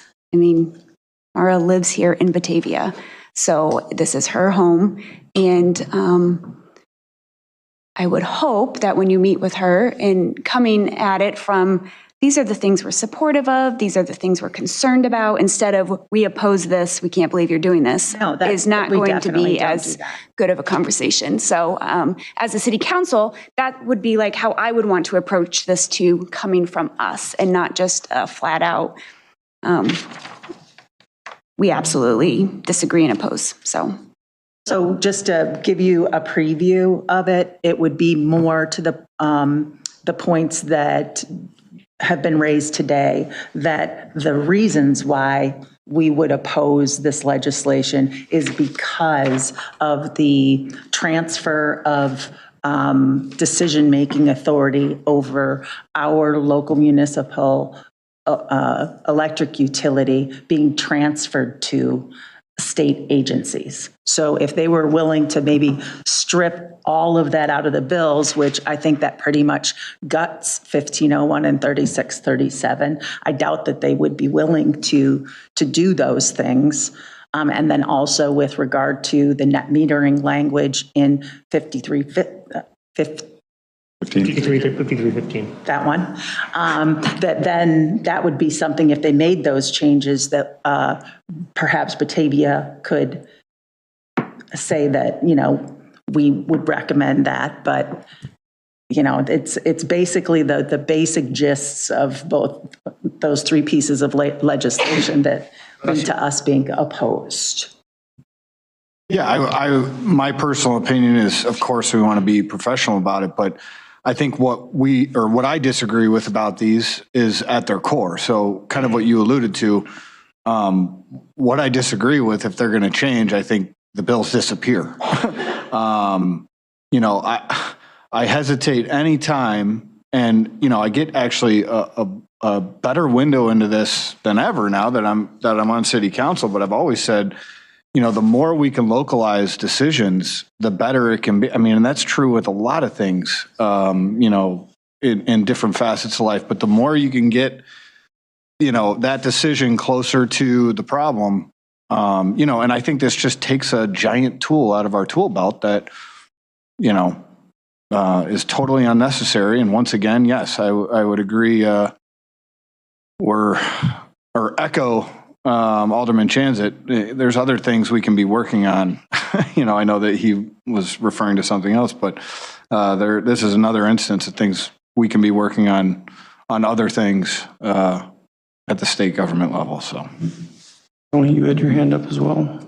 Yeah, I found it. I found it interesting. The bill as it was introduced was specifically about video doorbells and so using solar for that. Interesting. And I just found the amendment that I was reading on that. And that's an example of how a somewhat innocuous shell bill, basically. That's a common practice in Springfield. We know all about it in education. And but again, I want to hear from our representatives. That's a sponsor on this. So I had to say that too. After we have more. Yeah, and I didn't realize she was a sponsor till that was brought up tonight. Mark? Yeah, again, I think several of us are on the same page here. Holistically, there's issues here where they're trying to treat us like a for-profit, and they're trying to treat us like ComEd and try and put everybody in the same playing field, but we're not all in the same playing field, and that's what we're opposed to. But I think it's important in that we also mention, hey, by the way, here's the things we've done from a solar aspect, that we don't restrict it, and et cetera, that we say that we already are moving in these directions because of our own decision making, and putting it out of reach of elected officials is also a huge issue, because again, then there's no recourse, and and I think that needs to be mentioned too, is like our elected officials are held accountable to decisions that they make, and it's been proven in the past here. So we feel much better about that than having appointed people with that. And how long are the appointments for? I mean, there's all kinds of things like that. I mean, I guess appointments last until the next governor gets elected, but I'd feel better saying, hey, here's the things that we like, but here's why we don't want to do it. And that just, it's not, we're not opposed to change. We're opposed to a lot of these changes. And I think when the bill is, I don't want to put percentage on it, but the majority of it is all about things that take away control from us locally. And yes, there are good things that are in there that I think are beneficial to the general public, and ideas that maybe we could adopt on our own level if it feels right, or if it's something we can justify fits our situation. But I don't know what Naperville thinks. I don't know what Geneva thinks. You know, there are other cities that need to make their own decisions on this and not be forced by the state to make them. Sarah?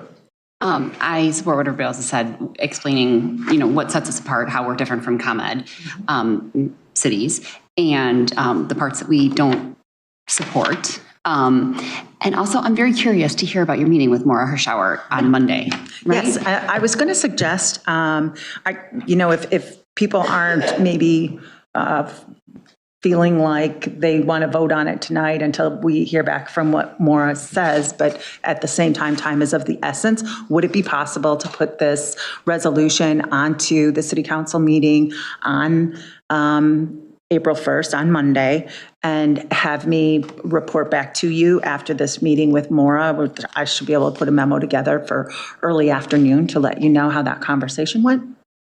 Worth hearing her out for sure.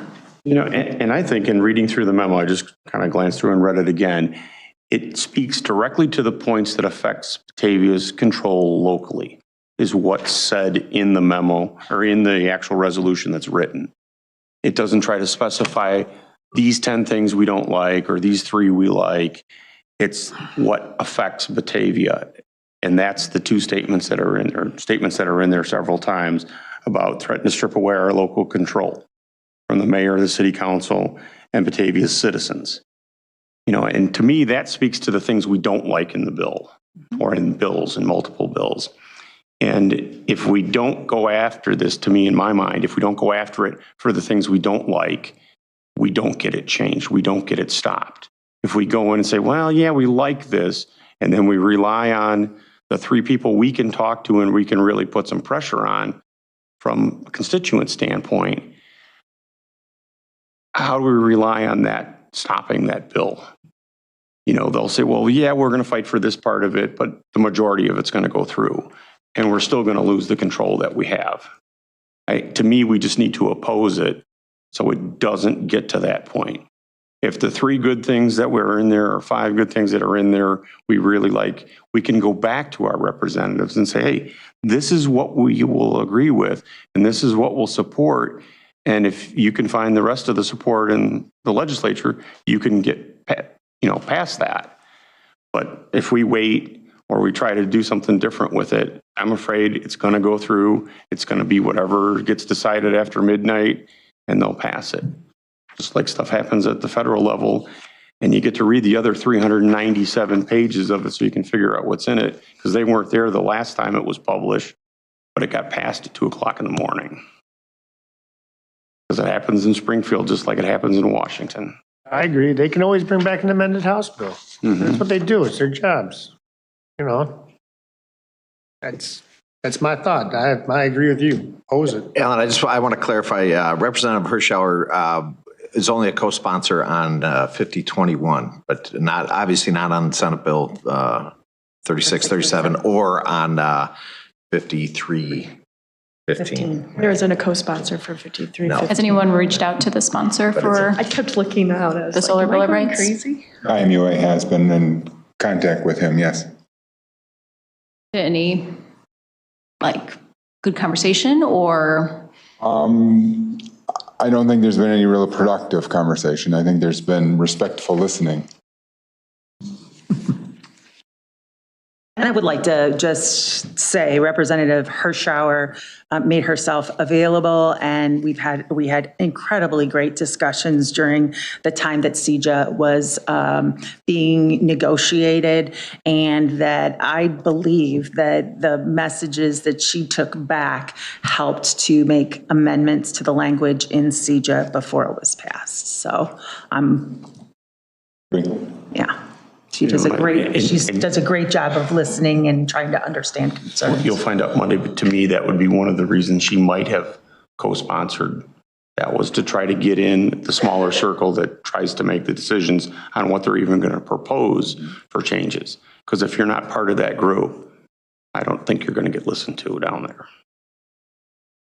See her take part in the other bill as well, 5315, and bring that knowledge and expertise. Right, because you look at what's in CEJA and wants to be changed in CEJA on the last one, and that may again be, part of a group that wasn't happy with what CEJA ended up as and wants to change part of it. Very curious to know, what, I know, I feel like maybe we read these bills, we feel like they're attacking Batavia, they were written with Batavia in mind. They might not be written with Batavia in mind. But I also wonder, from the outside looking in, if some of our recent changes to our solar policy aren't spurring some of these. So just to know from an outside perspective or from a solar advocate's perspective, to see how this reads to the greater state, I'd be very curious to know that as well. I just look at it and think it's the outside world wanting to sell solar wherever they can and make as much money as they can while they're here. And if there's a market that may be 5% less than they thought it was going to be, they're going to go after it. And they're big enough and been out there long enough that they know that if they get the state legislature to change something to make their business easier, it's profitable enough to send money through, lobbyists to get it changed. That's why I brought up the AT&T thing. We don't have any hurdles to solar. This is what I'm not understanding. I don't sell solar. But I can say that on the first read through the bill and the background on the guy that was pushing the bill, seeing a quicker adoption and transition to solar, I support that from a climate change perspective and wanting to see a world that exists for my kids and grandkids. I don't sell solar, so I did not read it from that perspective, and I did not read it from that bias, kind of thought process. But perhaps you're right. You could be right. I could be wrong. But I would like to choose, I want to believe that people are out there doing what's best for Illinois. Right, and I get that, and I understand that. I agree with that. I just think of following the money. And it's just, to me, it's blatantly obvious that there's outside non-public entities that want to see as much money as they can make in that field right now. And it's all across the country.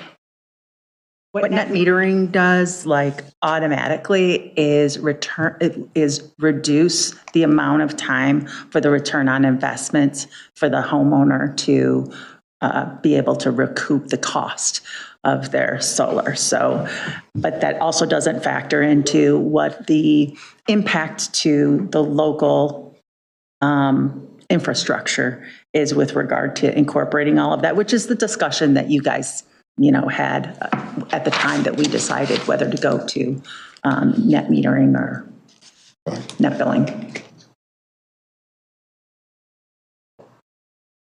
Anybody else have any comment? I know you sat there all night, Susan. I know you're coming up. I have to say something. I would have been shocked if you weren't here today. Okay. Well, we've all heard the story of Chicken Little. And when faced with a perplexing situation, Chicken Little jumped to the conclusion that the sky is falling. Rather than adopting Chicken Little's refrain in reacting to the 3 bills discussed in the memo dated March 22nd, should Batavia City Council respond to the proposed legislation as a restrictive trap or as a new way to plan for a green energy future. Blind opposition to these bills will literally bar Batavia from a future that moves it away from its dependence on Prairie State coal-generated power, an energy future that is cleaner, fairer, and more equitable to its utility customers, and a future that no longer conceals government operations behind a curtain of corporate confidentiality clause. City staff offers no new arguments against House Bill 5021 since the memo of February 15th.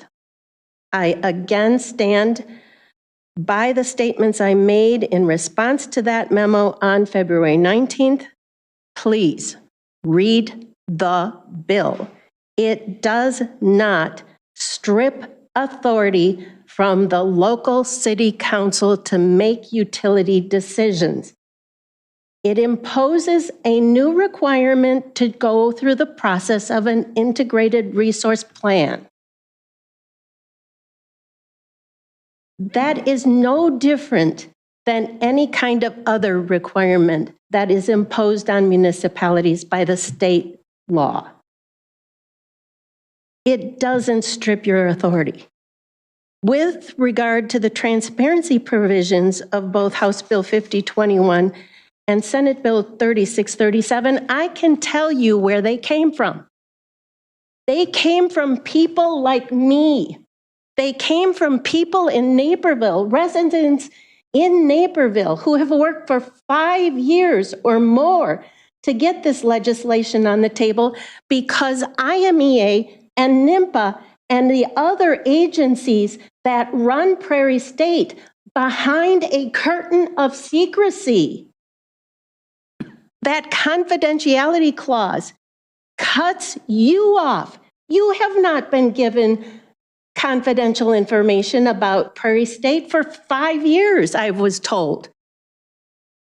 They certainly don't give it to me. It is not so that I or people in Highland, Illinois, or Cairo, Illinois, or Naperville, Illinois can run the utility. It's so that we can participate in the running of the committee, so that we know what our utility is doing. IMEA just passed in December a sustainability plan that had no input from any of the towns that are members of IMEA. How is that transparent? Our staff believes that municipal utilities and electric agencies like NIMPA and IMEA are transparent by holding public meetings, by putting more stuff on their websites. These are not, in and of themselves, demonstrative of transparency. Ask Batavia's NIMPA representative how Prairie State plans to meet carbon reduction requirements under CEJA. He may answer your questions, but he'll instruct you to not share that answer with your constituents. Ask him for details on the operating budget and the capital expense budget for Prairie State Energy Campus. He may give you these details, but remind you that you cannot share them with your constituents. But remember, it's your constituents who bear and will continue to bear the costs associated with Prairie State. Non-disclosure of the information in these two examples demonstrate the true lack of transparency that currently exists. Another provision of Senate Bill 3637 provides pathways for Illinois to develop capacity procurement plans and secure long-term environmentally sustainable resources at the lowest possible cost. Staff's memo completely ignores this benefit. Yes, Senate Bill 3637 requires utilities to conduct regular cost of service studies, but the staff memo does not tell you that these studies will protect or help protect all utilities from undercharging for their services and will help protect all utility customers against overcharging by their electricity providers. With advancing technologies and changing opportunities for the introduction of renewable energy onto the market, how can it be a bad practice to regularly evaluate the cost of electric services being provided to Batavia customers? House Bill 5315 is different from the other two bills because it establishes a basic solar policy that will apply to everyone in Illinois. In other words, it will level the solar playing field. The 25-year-old requirement in House Bill 5315 protects a customer who has installed a solar system from having the utilities rules and regulations unfairly change after the system is installed. This grandfather provision is no different from grandfathered land uses or grandfathered licenses. The staff memo does not explain these benefits of House Bill 5315. Yes, if the bill passes in its present form, Batavia will have to work on developing a solar policy that meets these requirements. I had a meeting this afternoon with the parties who drafted the transparency provisions of House Bill 5021. Together, we are working to amend in some way the integrated resource plan provisions of the bill that negatively impact the 3 members of NIMPA, including you here in Batavia. These recommendations will be shared with the bill's sponsor tomorrow. Drafting, amending, and negotiating legislation is a difficult and time-consuming process, so I cannot make any promises about what effect these efforts will have, but we are working on them. An environmental scientist recently stated that if we think that climate mitigation efforts are too costly, the costs of adapting to climate change effects we failed to mitigate will be many, many times more costly. Please do not be like Chicken Little. Be the wily fox. Read the bills. Work with your constituents. Work with our legislators to improve the transparency provisions of House Bill 5021 and Senate Bill 3637. Make decisions that will help Batavia develop and achieve its carbon neutral energy goals and become a model of environmental leadership. And thank you. Thank you. I do appreciate your time. I want to thank you too, because I know you spend, I don't know how much time trying to do this. I'm sure it's more than any of us think it is. I'm doing this for my grandchildren. I understand. We have to give them a better world. I'm sorry. I'm pretty emotional. I understand. Any comments, Sarah? Can we wait to vote on this until Monday as suggested and give everybody a chance to look through the bills? Fine with that. Put it on the agenda. We'll have a short debate hopefully on it. We do have a second meeting Monday night, so just keep that in mind. So I'm okay with that. I guess I have one question too that came to mind as Susan was up here. If we bought our power from ComEd or Ameren or anybody else, would the things that Susan brought up that are confidentiality agreement matter for NIMPA, would those be there with that utility?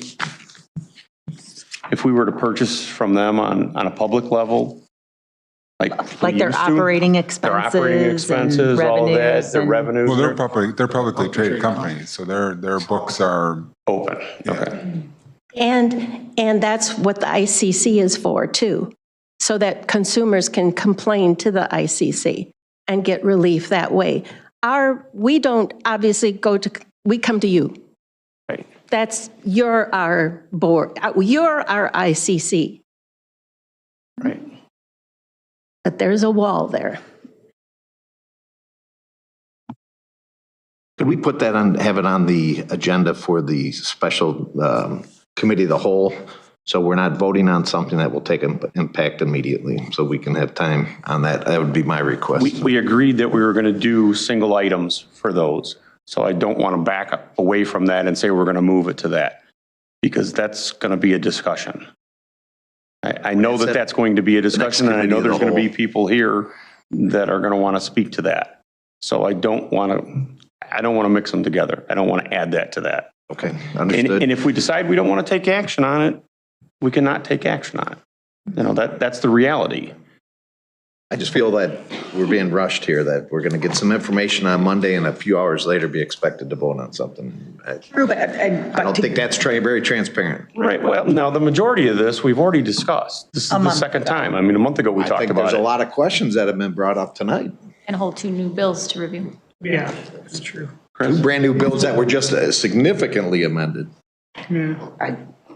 I don't see why that's just kicking the can down the road again. I mean, time was of the essence situation. And you have the information. If you want to do more research, you can, and you vote yes or no.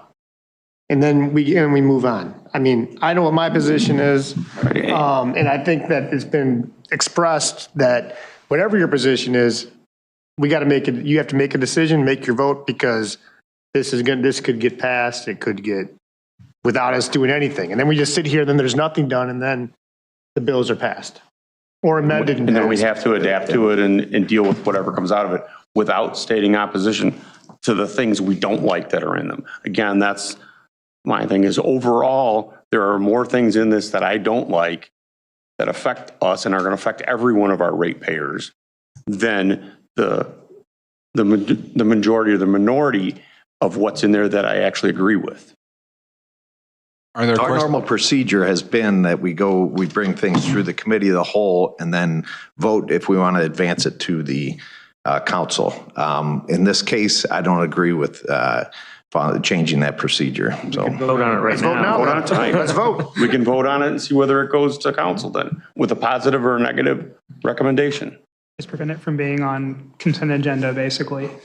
Have it be. Well, I guarantee it's not going to be 11 to nothing. Yeah. So it will be on the regular agenda. Fair. You don't have to worry about that. Thank you for that. Are there outstanding questions still? I mean, we're here tonight to discuss or answer any questions. I will say I'm not going to vote for this resolution before we have talked to our representative tonight. But again, nothing we do here tonight is binding. Final. It's not binding until Monday. Then you can make up your mind again when it's binding on Monday, when Laura tells us what her conversation is with Amora. Well, regardless of whether this passes with a positive or a negative recommendation, On the agenda. it will be on the agenda for next Monday night. I agree. So that's how it will So go. to allay Alderman Malay's concerns, I think we vote on it tonight, and then We can it go goes through in the the normal regular way we do procedure. it. We've had multiple town meetings that we've talked about it. Yes, things have changed. Yes, parts of the bills have changed. And again, whether we oppose it or not, I can guarantee you by the time they go through, it's not going to be the same stuff that's today or a month ago or next Monday night. It will be different. I feel that I'm here to represent constituents, and I don't feel I'm in a position to make a decision that's going to best represent them until we have more time to look at this. There are 2 brand new bills that have been significantly amended. It's a lot of information to get through. Our representative is actually a co-sponsor of that. I feel I'm being put in a position where I can't best represent my constituents. And don't forget the other option you would have on Monday is to say, I would like to postpone. Table it. So this allows us to move forward. And if you don't have the information that you want to get by Monday, then you can put a motion to table it. But if you do get the information, then we're ready on Monday to do something. Otherwise, we've done this before. We've kicked the can on things, and I will say the bag fee thing. Geez, we've been talking about this for several months, and we started talking about it several months ago. We're finally at a place that it's like we're really close. So we're going to start putting some information out there that we're kind of, this is the direction we're going in. And I think, and I'm not telling you to vote yes. You can vote no. Again, it doesn't matter. Everybody can vote no, and it still ends up on the agenda. And then on Monday, we make another decision. That's all it is. I mean, nothing is binding tonight, other than the fact that it ends up on the agenda. I agree.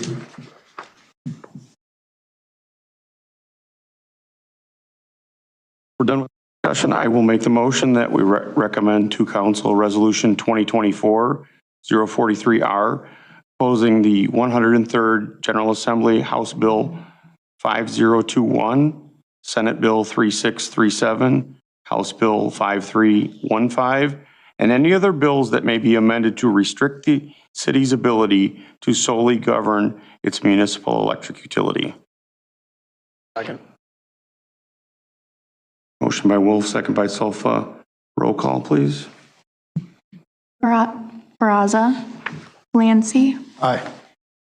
Beck, No. Pieper, No. Chanzit, Aye. Sofa, Aye. Wolf, Aye. Barron, I know.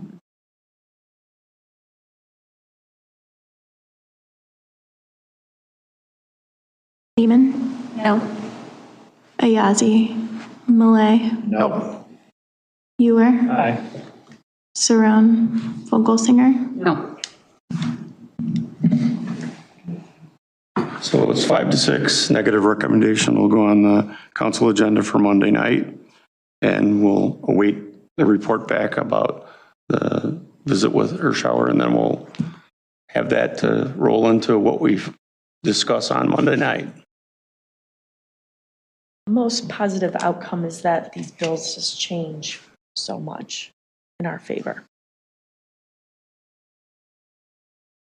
Think about how many times bills get discussed. I mean, Well, yeah. I think having 2 discussions is okay. 3. That's why I was like on the board. I'm like, these are going to change. This doesn't table anyways. discussion. I mean, I am proud of us. how many talk Wasn't- about video gaming, right? I wasn't here. What? I'll bring it back up. We said 6 months. We also have 3 people that aren't here tonight, too, that they need all the information that they have. They didn't have any input on tonight, so, you know, that's a whole other thing that gets added into it. And again, I think it's good that we keep discussing the stuff that we talk about, and that we don't just keep kicking it down the road, and we make a decision, as pretty much I think everybody has stated here, is what we feel is best for our community. In the case of the ratepayers, and for the environment. I mean, there's a lot that's in all of these. And again, I hate the fact that we can't have a bill to talk about transparency. We can't have a bill to talk about rates. We can't have a bill to talk about solar. We got to throw it all together so 3/4 of the people get happy on this one, 1/4 are happy on it. On the other one, 50% are happy and 50% are upset about it. And we can't get through the things that probably should be decided on singular issues. We have to deal with it because it all gets thrown together. And again, like I said a couple of times, it'll get changed at the last second and we won't have any input on that. Where do they do stuff like that? State legislature. Do it here too, though. We negotiate. Yeah. Yeah. But we do it here on camera in front of everybody. And usually this is the place that it happens. You don't know how hard it was to fight with some people that were on council to get the committee meetings broadcast. Because that's something that the public needs to be able to see, whether they're here, sitting here to be part of it at the time it happens, or a week later they want to watch it because they couldn't get here. You know, that to me is really important, that we are that transparent and that we've worked really hard. And I've told people many times, anything I've done on this council, that's probably the most positive thing I can think of, was making sure that that happened. I'll reiterate again, if anyone has questions between now and next Monday, please reach out. I can then respond to the entire city council. Yeah, and that way, with no replies, then it's not a FOIA issue or trying to get around an Open Meetings Act violation. Yeah. Anybody else have any comments? Now we can move on to project status. Okay, well, on the Mahoney Creek issue, we continue to be in daily contact and even multiple times per day with the folks at Flint Group. They have contracted, the company that they've contracted for cleanup is out in the neighborhoods every day installing booms and collecting foam.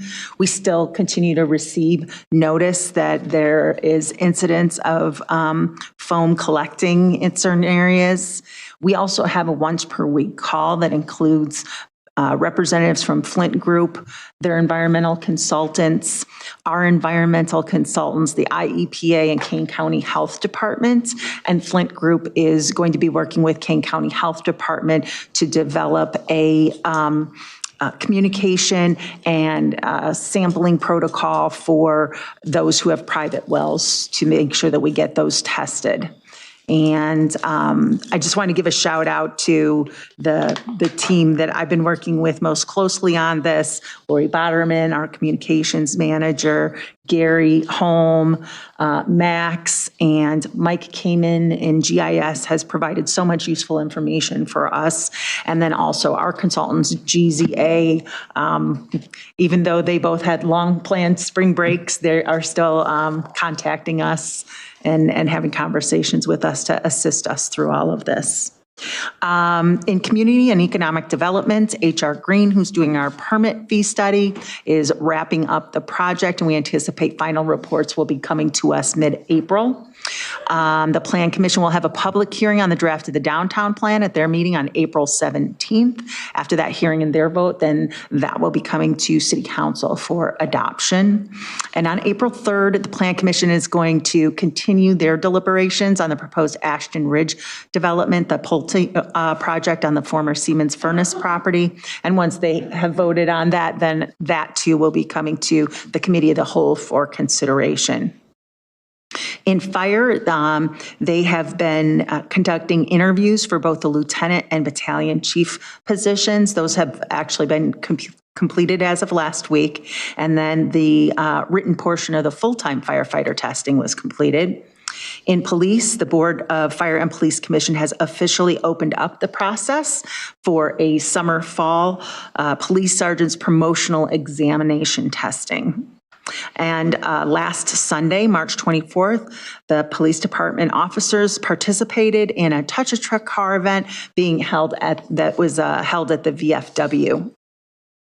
In Public Works, the city has finally received permits from the BNSF Railroad for construction of new utilities under the rail crossings at Prairie and Wilson. And NICOR is in the process of relocating their facilities. And once they are finished, AT&T will then follow. The city's water main contractor will be on site by early April to begin directional boring under the railroad tracks. And in finance, they are incredibly busy preparing for the annual audit process. That's what I have, unless anybody has any questions for me.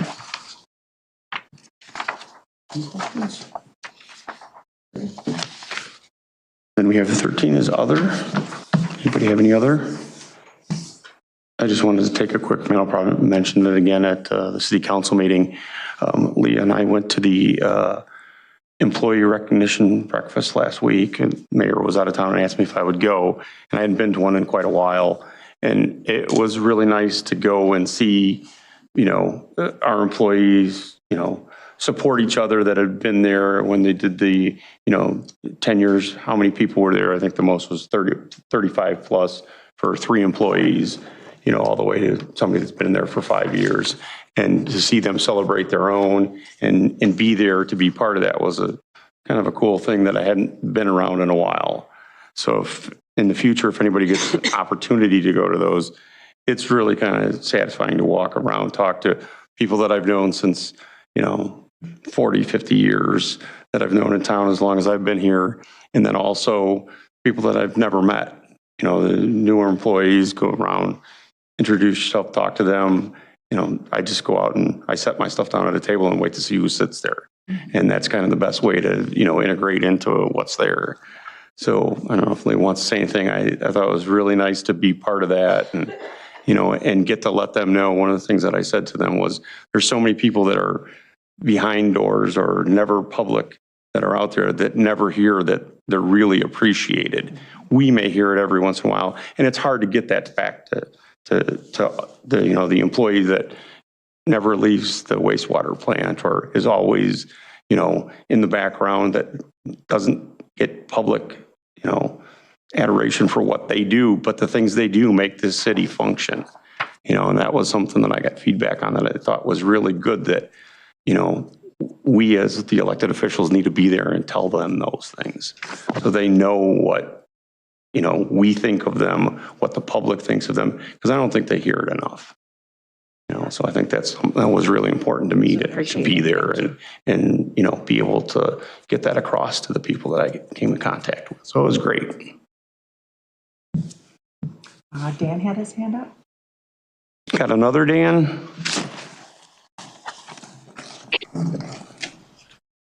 Yeah, so very briefly, we are heading down to Springfield in about 3 weeks. If there's anyone that has anything that they want us to bring to the COG for discussion, or just anything that needs to be delivered down there, or messages and whatnot, we're going to have FaceTime, so it's an opportunity to engage. And then I had a TCA, the Tri-City Ambulance Board meeting just a couple of weeks ago, where I wanted to report back to the group, make some good progress on staffing and whatnot. The problems that we had talked about at previous committee meetings seem to have cured themselves. The company LSI has upped the salary that they offer to be competitive in the marketplace, and we are renegotiating or extending a contract, I guess is the best way to say it. It's roughly a 3-year extension that LSI has kicked in quite a bit of money to stabilize the organization and make some improvements. I'm not doing it any justice by not reading directly from the report, but if Chief is available, or Laura, if you have anything you want to add to that, I was impressed by everything that I saw. Hey, could you share that report? He's already muted. Yeah, absolutely. If it was in the packet, I think you should be able to share that. Yeah. You can share the packet that came out with the TCA board. It's a public body. It's open to the public. Any one of us at this table can attend the meeting whenever they want to. It's in the a bunker of the Geneva fire station, but I absolutely can get copies of the report to anyone. His Honor is the chair of that organization, and we can certainly put that out as well. Okay. Thank you. Thanks. Leah? Thanks, Dan, for that update. That actually brought up a question I've been meaning to ask forever. Both the chief and the mayor have mentioned a couple of times in the past months that the department is running more calls than ever, specifically with our ambulances. And I'm just curious, have we increased staffing in the last years with those increased calls?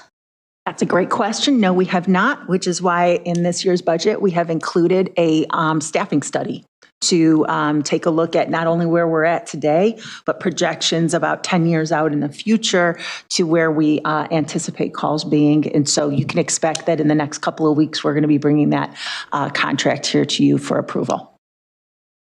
Sure. Did you want to add anything, Chief? The reality is wait for the study and then we'll go from there. But yeah, I know from my time on the Tri-City Ambulance Board that the PSI contract and the contribution from Tri-City Ambulance have both increased to try to, allay the staffing issues that they had from that end. The world during and after COVID was very different in that industry and majorly affected. I know from relatives and friends that I have that are on that side of the wall with the, paramedic side of it. It's been crazy for 4 years. Anybody else have any others? Who wants to make the motion to adjourn tonight? So moved. Okay. Motion by Self, second by Millay. All those in favor? Aye. We're still out of here by 9.